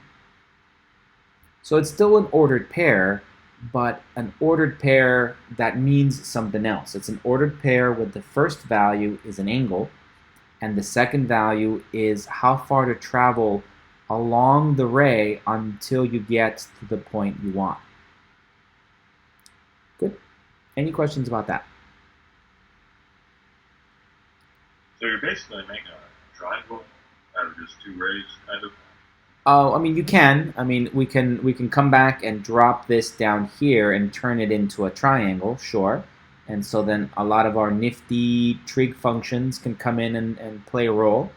But at the moment, just describing a polar grid is just simply saying in order to establish directions on how to get from the origin to that one over there, instead of doing the rectangular grid thing where you go, okay, we'll travel in this direction, you know, and then travel that way, you can just go an angle and then along that angle travel in the ray created along that angle. Okay. Good. So think of it like if we have if you're writing software for cars to self-drive, and you have a street grid. So this is an aerial shot of a city, and let's just say the city has nice rectangular grids. Okay, so if you have point A there, and you want to tell your car to drive over here to point B, then the way to get from point A to point B is to travel kind of like a rectangular grid. Go this way like this, and then turn, and then go this way like that, and that's how you can get from point A to point B, right? So for self-driving cars, a rectangular coordinate system makes a lot of sense. On the other hand, what if you weren't doing self-driving cars, you were doing self-driving drones? Drones don't care about blocks, they're going to be flying.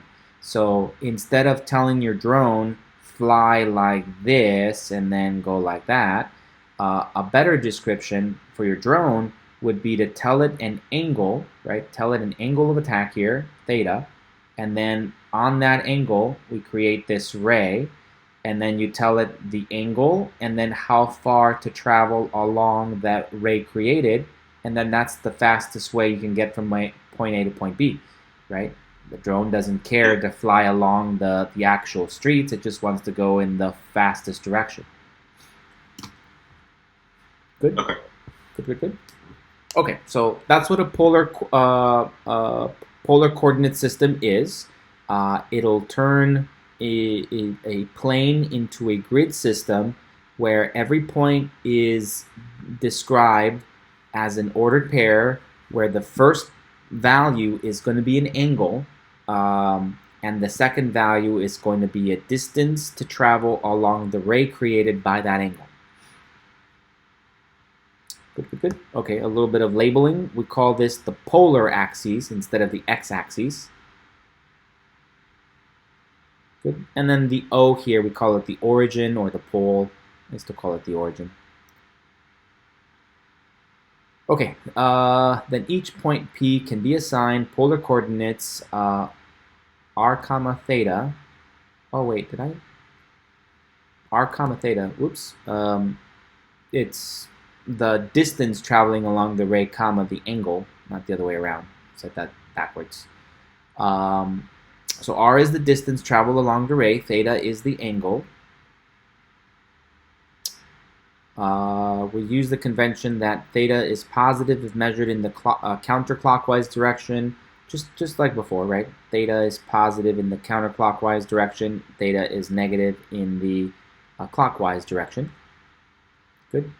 Once you create your ray, we consider it to be a positive distance along the ray. The value r is considered positive if you travel along the ray, and the value, when the value is negative, then you travel in the opposite direction. Right? That's what this is saying. If r is negative, then the point r comma theta is defined to be the point that lies absolute number of units r from the pole. And we're about to see some examples with that, so that'll make more sense in a second. But if this was, for example, if this was 10 degrees, then you're in quadrant 1. If you are asked to travel, 3 units 10 degrees, then you're going to travel in this direction, right? Because going in this direction is positive. On the other hand, if you're given -3, 10 degrees, then you're going to create this ray, but then -3 means you travel in the opposite direction. So you'll travel in this direction, and you'll actually end up in quadrant 3. Does that make sense? So here's some examples. Let's do some of these. Okay, 3 pi over 4, right? What quadrant is that in? That's going to be a little less than 1 pi, because it's 0.75 pi's. Right, so this is going to be, for part A, we're going to have an angle that goes out to here, like this. This is 3 pi over 4 is the angle. And then along that ray, we travel 1 unit. Right, so from there, from the origin to there, we say that that's 1 unit, and that's how we get to the actual point, which is this one.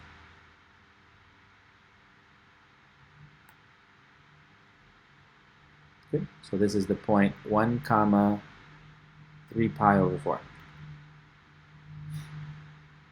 Good. Okay, the next one has negative pi over 6 for part B. So negative pi over 6 is going to go in this direction, and pi over 6 is like 30 degrees. So it's going to be something like this. Right, and this rate goes on forever. And how big is 3 units? Well, that's kind of arbitrary, right? I don't know if it's 3 inches, 3 miles, 3 feet. It's a little arbitrary. But traveling along that ray, so this is this direction, this is negative pi over 6. And so traveling in this direction would be positive. So let's say that's 1 unit, that's 2 units, that's 3 units, that's 4 units, that's 5 units, that's 6 units. And so we wanted 3 comma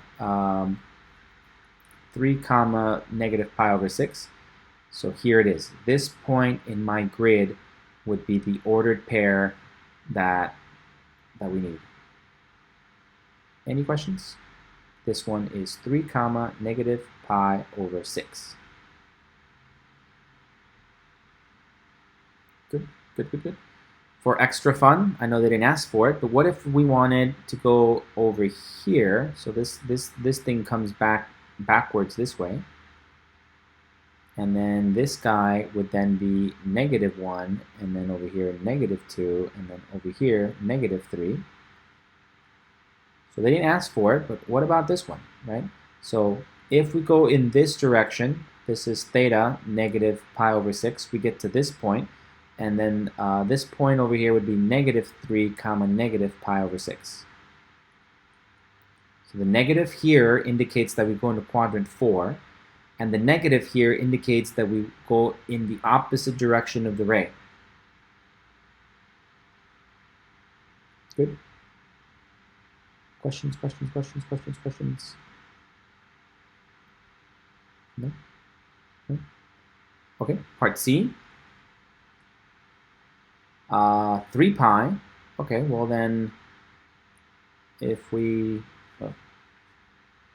keeping in mind that one full rotation is pi, then this angle goes this way, right? It goes one full rotation, that's 2 pi, and then another one that gets me to 3 pi.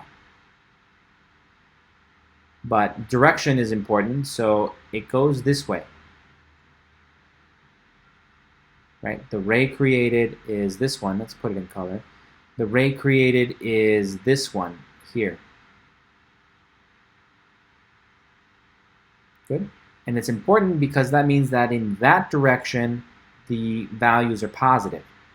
So it's no longer the x and y axes where going in this way is always negative and this one's always positive. That's no longer the case. Going in the direction of your ray is positive, so we can say that that's 1 unit, that's 2 units, that's 3 units over there. So that's the value we want. This point right in there would be the point 3 comma 3 pi. Good.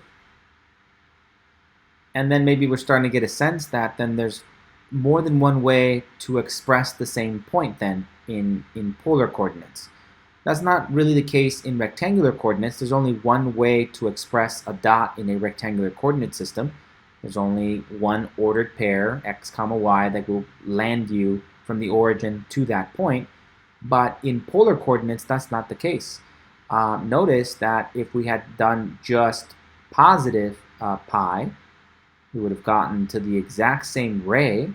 So this would have been the exact same point, 3 comma pi.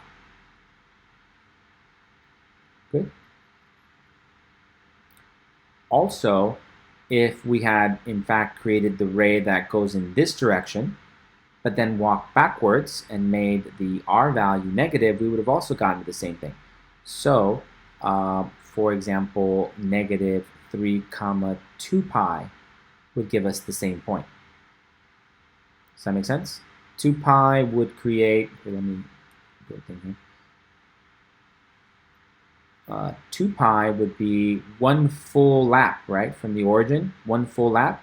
So it would have just created this. This would have been the ray created by 2 pi. But then if you're going backwards, right, so in this direction, this would be 1, this would be 2, this would be 3. But then going backwards, this would be -1, -2, -3. So -3 comma 2 pi still ends up giving you the same point, right? The same point in the grid. Either way, you're 3 units to the left of the origin along the same, formerly the x-axis, right? The horizontal axis that goes through the polar axes. Does that make sense? Any questions? Any questions? Any questions? No, no, no, no. Okay, last one, -4 comma pi over 4. Okay, so let's stick that one over here. D. Pi over 4 is going to be over here in quadrant 1. It goes like that. It goes like that. Here is pi over 4. And so here is the ray that is created. Here is the ray that's created in quadrant 1. And so along that ray, we have that this is 1 unit, this is 2 units, this is 3 units, this is 4 units, this is 5 units, something like that. You know, space them out equally and nicely. But they want -4, which means we have to walk in the opposite direction. So now I have to think about that ray. Instead of going that way, it's going to come down this way. And then that's going to be -1, and then -2, and then -3, and then -4. So that's where this point lands. Right? That point over in quadrant 3 is really going to be -4, comma, pi over 4.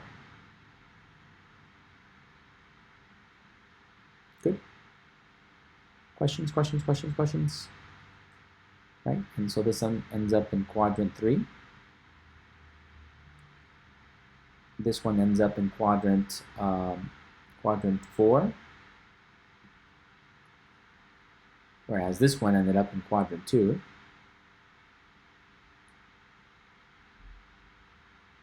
Any questions? Nope. Some nice pictures from your author right in here. Better than mine. Zoom in a little bit. So here is 3 pi over 4. Maps you over to quadrant 2. And then we go 1 unit along that direction. And note that, you know, it's an arbitrary choice of how long 1 unit is. In part A, they made this big segment here be 1 unit. And in part B, they broke it off into these little tick marks, and this length right here was 3 units. So it's arbitrary. Okay, so this is 3 pi over 4, and then you go up 1 unit. And then we had 3 pi, and then you travel 3 units. Notice that in order to get our instructions, we have to do it in this order. We have to first of all find the angle, right? You find the angle -pi over 6. That creates a ray, and then you travel along the ray. So the first piece of information you need is the angle, and then then you can apply the ray value, the distance along the ray. You can't do it backwards. You can't say, okay, move 3 units, and then the angle is 30 degrees. Like, no, you can't do it backwards. So with polar coordinates, you have to read them in reverse, which is why I made a mistake earlier when I said angle, comma, ray. For some mysterious reason, they've decided, the powers that be decided to write them down in this direction. It's just an arbitrary choice someone made. And so as long as we're all consistent about it, it should be clear, but it does add one more twist to the confusion, right? So in a rectangular coordinate system, usually we have x comma y, and traditionally we like to write the x first and then the y. There is actually a little area of math where you flip these around and do y comma x, and so that can add some extra confusing things. But for most of math, we like to write it down as an x comma y. So when we see 3 comma 5, there should be no confusion. We travel 3 units in the x direction, 5 units in the y direction, right? So we know that that's the normal thing. But for these, for polar coordinates, it's always going to be the r value comma the angle. But the way we use this to find our point, we have to read it in this direction. Start with the angle and then apply the r value. Any questions? Any questions? Any questions? Any questions? No? No, no, no, no. Note that the point in part D lies 4 units from the origin. Whoa, why are you're doing so good today? Now you're going to start trouble.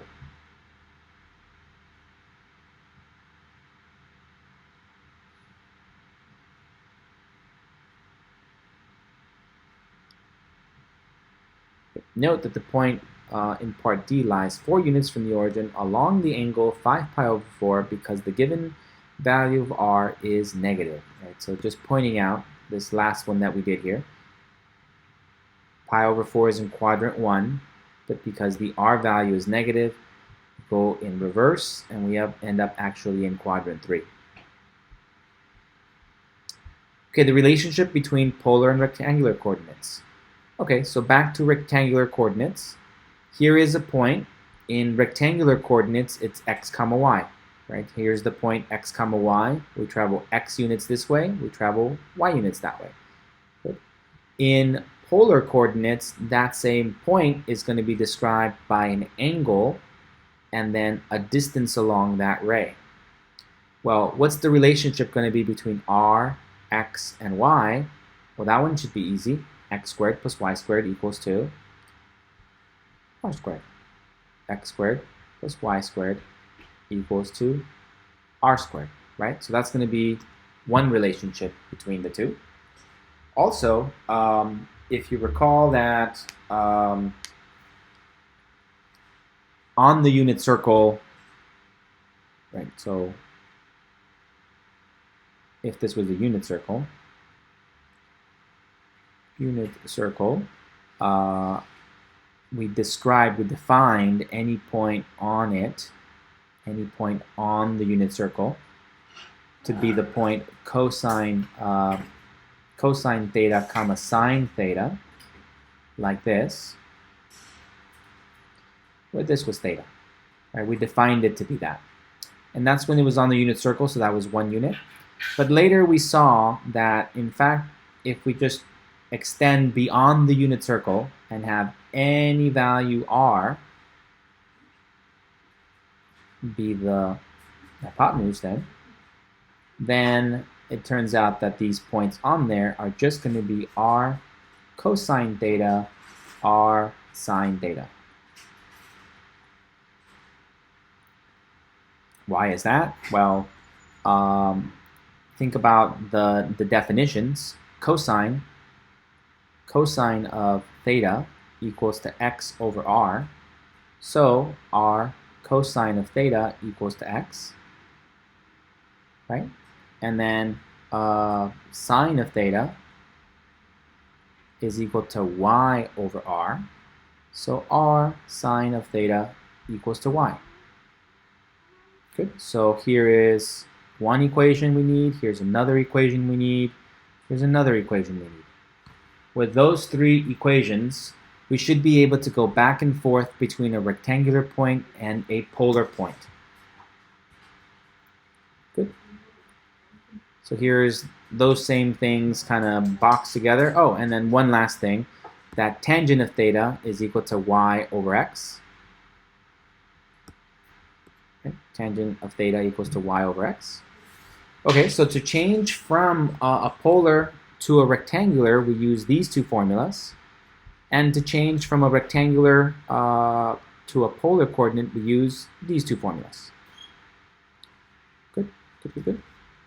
So if you're given the polar coordinate, then you know the r and the theta. So we can plug it into this and get the x. Plug it into here, get the y. On the other hand, if you just know the x and the y, you can plug it into this formula, find the r. And then you can use this formula, tangent of theta equals to y over x, to find the angle theta. Just be careful that you're in the proper quadrant and all that. So the signs are important. Good. And then also always be careful that you're not accidentally dividing by 0, so x is not allowed to be 0. So that's a special case, right? When x is 0, that means that the angle is 90 degrees or the angle is 270 degrees or some variation like that. And then you just have a special case that you have to consider. Okay, for example, find the rectangular coordinates for the point that has polar coordinates of 4 comma 2 pi over 3. So we know that x equals to r cosine theta. So that means that x equals to 4 times cosine of 2 pi over 3. Good.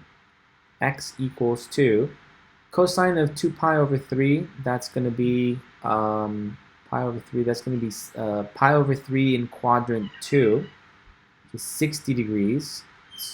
Right, so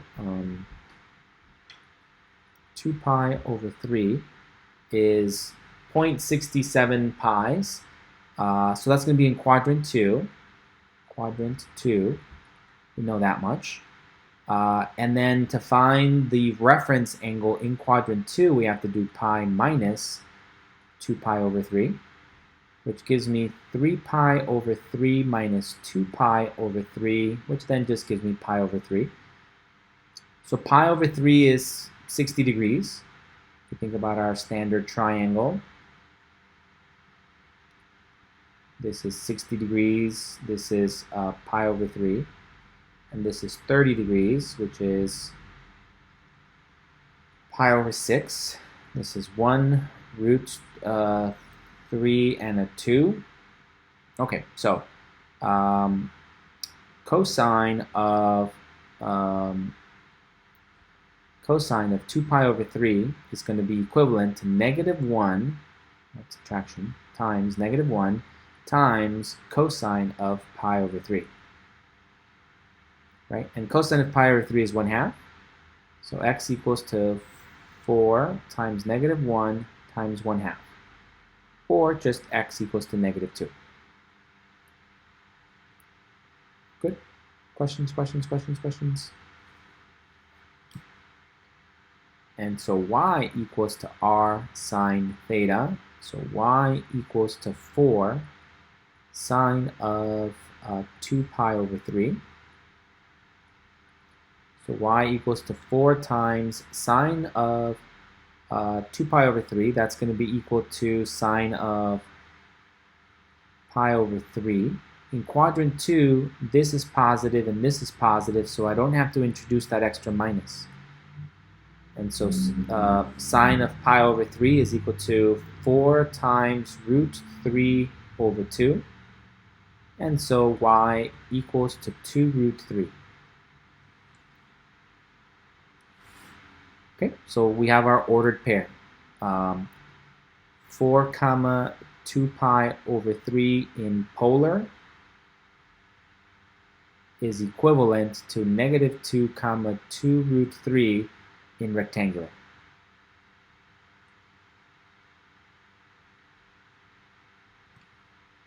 Any questions? No? No, no, no, no, no. Let's see what the author did. 2 root 3, -2. -2 and then 2. Okay, so note that the equations relating polar to rectangular coordinates do not uniquely determine r or theta. Right, so there's more than one way to find the values, since you can always add the appropriate number, the appropriate size of the angle to manipulate it. There's more than one way to express a coordinate in polar coordinates. And then when you use your formulas, you have to be careful that it's actually pointing in the right quadrant and all that. So you have to be careful about that.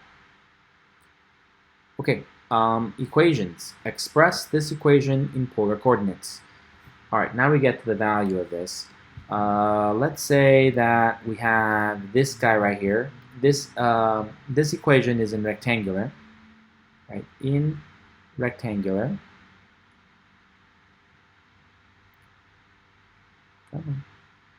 In rectangular, we have x squared equals to 4y. I can solve for y. That's easy. This is 1/4 x squared equals y, or just flipping it around, we get y equals to 1/4 x squared. That's easy, right? This is a parabola, and we're multiplying it by 1/4. We know that that's going to slow down its growth, so it's going to be a little flatter, a little wider than normal. Okay, fairly easy, right? I can kind of sketch this to look kind of like this. Ugly, but okay, something like that, right? Okay, notice that in the rectangular coordinate system, the input is going to be the x, right? X is the independent variable. Independent variable. And then that maps to some y value, which is the dependent. Dependent. So when we want to write an equation in function notation for a rectangular, we want to solve for y so that we can express it as a function of x. Right? So another way of expressing this is to say that this is f of x equals to 1/4 x squared. Good. Okay, now in polar, as I mentioned before, you want to start with the angle. The angle is the independent variable. In polar, the angle is the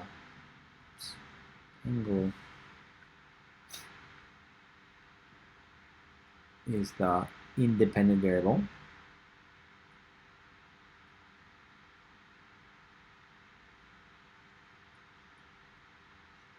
And r is the dependent variable.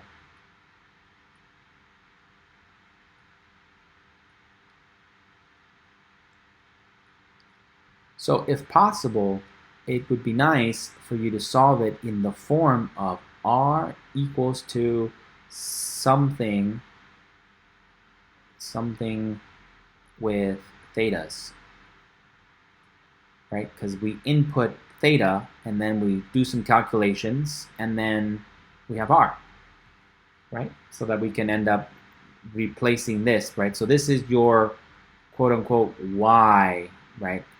This is the y and this is your x, quote unquote the x, right? It's the independent variable. Good, good, sort of, kind of, maybe.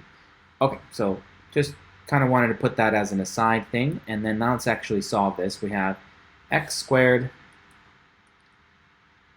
equals to 4y. And okay, so we know that x equals to r cosine of theta, and we know that y equals to r sine of theta. So that's easy. Let's just stick that in here. That's just going to be r cosine of theta squared equals to 4 r sine of theta. Squaring it, we get r cosine squared theta, r squared cosine squared theta equals to 4 r sine theta. And like I said, if possible, you want to solve for r in terms of theta.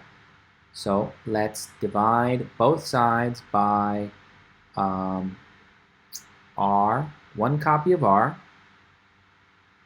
that cancels that guy, and that cancels this guy, and then cosine squared theta, cosine squared theta, that'll give us r equals to 4, well, it depends on how we want to write this, I guess. Let's write it as sine of theta over cosine of theta. That takes care of one of the cosines, times 1 over the other cosine of theta. Good. So that means that our final answer would be r equals to 4 tangent of theta secant of theta.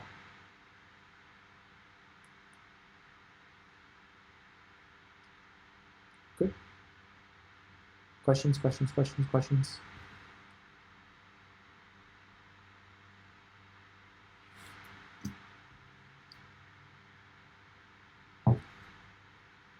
Oh, no. Okay, so we'll get into the graphs tomorrow, but we can use our technology to verify that if we are in polar mode in our calculator, we can graph this and it'll graph exactly the same graph as before. Right? In rectangular mode, it will graph this parabola. If we put our calculator into polar mode and type in this equation, it'll graph the exact same thing. Almost done. Let's see. That's what happened here. Yep, that's what the author did. Secant, tangent, same thing.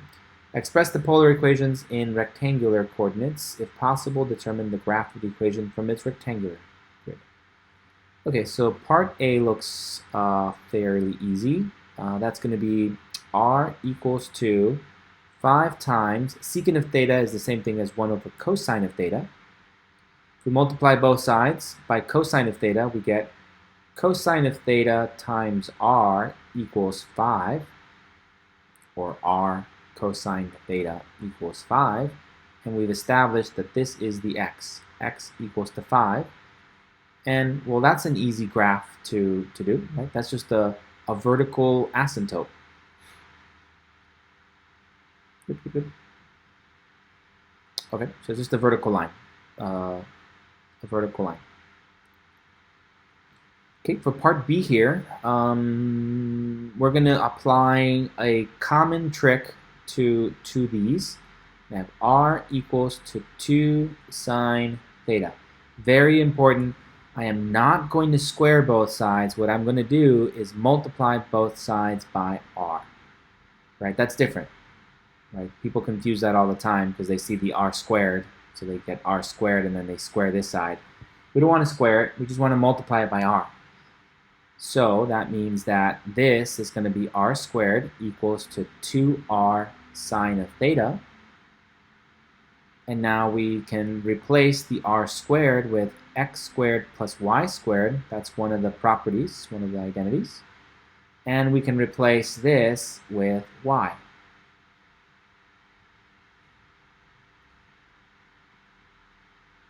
Good. So our final answer here is going to be x squared plus y squared, y squared equals to 2y. Ugly. So certain equations are best expressed with rectangular coordinate system. The equation is pretty smooth, right? As we saw over here, this other example, when we solved this, it was just going to be 1/4 x squared equals y. That's a nice straightforward parabola. And then when we turn it into polar, we get this really ugly looking thing here. We were just better off in the rectangular coordinate system, right? Whereas over here, this seems like a nice straightforward equation, 2 sine theta, but then we turn it into rectangular, and now rectangular is kind of ugly, right? Remember, we can't very easily solve for y here. So in some cases, one will be better than the other, so it's important to be able to go back and forth between the two. Right, so here's our answer for A, here's our answer for B. So let's do C. I'm going to do the same trick one more time. 2 cosine of theta.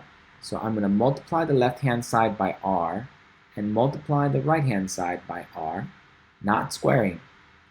Although that's another trick you might want to try sometimes, but in this case, I actually just want to multiply both sides by r, which would give me 2r plus 2r cosine of theta. So, once I have this, what do I want to do? Rectangular, so then this is going to be the x squared plus y squared. And this guy is just going to be an x.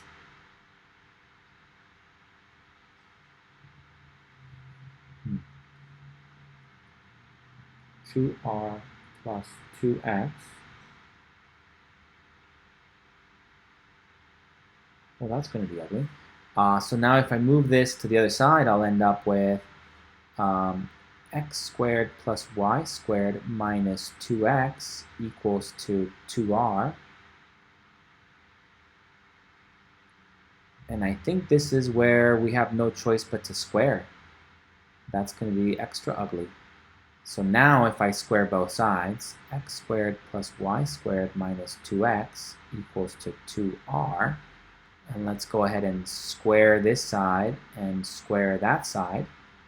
Well, that's just ugly. I don't even want to touch it. Let's just leave it alone. That ends up being x squared plus y squared minus 2x, and the whole thing squared, whatever that is. On the right-hand side, we end up with 4r squared.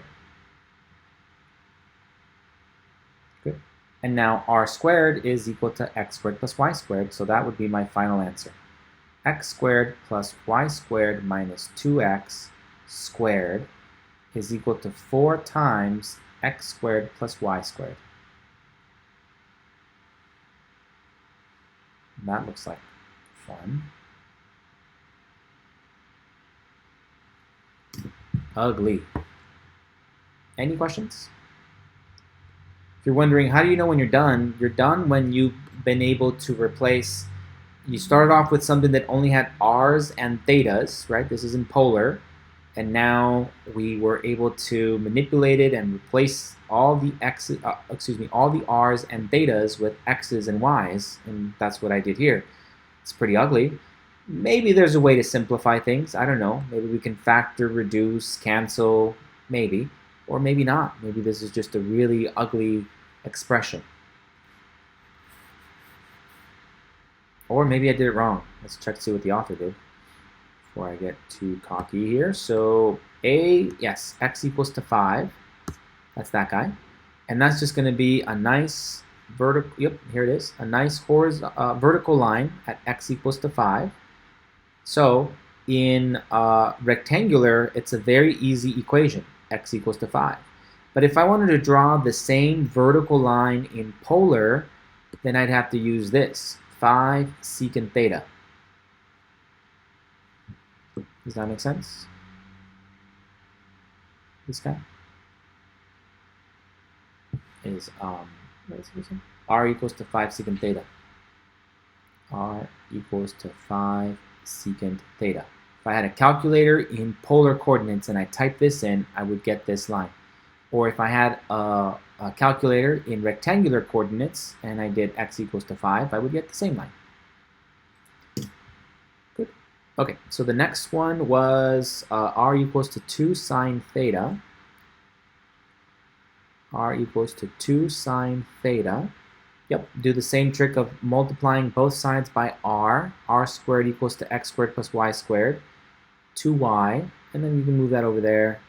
Okay, there's your answer. Oh, I guess, oh, never mind. Yeah, you can do more work here. You can complete the square here and turn it into a circle. Okay, complete the square and turn it into a circle. Where did I stop? Yeah, I stopped here. So move that over, set it equal to 0, and then complete the square, and that's where you get this thing here. Remember, that means you have to add and subtract the perfect amount, x squared plus y squared minus 2y. So half of this squared is going to be 1, so we plus 1 minus 1 equals 0. So we introduce this part, plus 1 minus 1. And then that guarantees that these are going to be a perfect square trinomial of x minus 1 squared. And then we have this x squared over there. And then this minus 1 we move to the other side and we end up with this. That's how the author jumped to this conclusion. So this is going to be a circle centered at 0, 1 with a radius of 1. Right? We've covered circles before. Good. Questions, questions, questions? Whoa, I'm way over time. We're almost done. And then the last one, multiply both sides by an r. Yep, r squared, that looks good. Square both sides. Yep, we had no choice. And then we end up with this ugly thing. And there's no way for us to really get any sense of how to graph that. So we're kind of stuck there. Okay.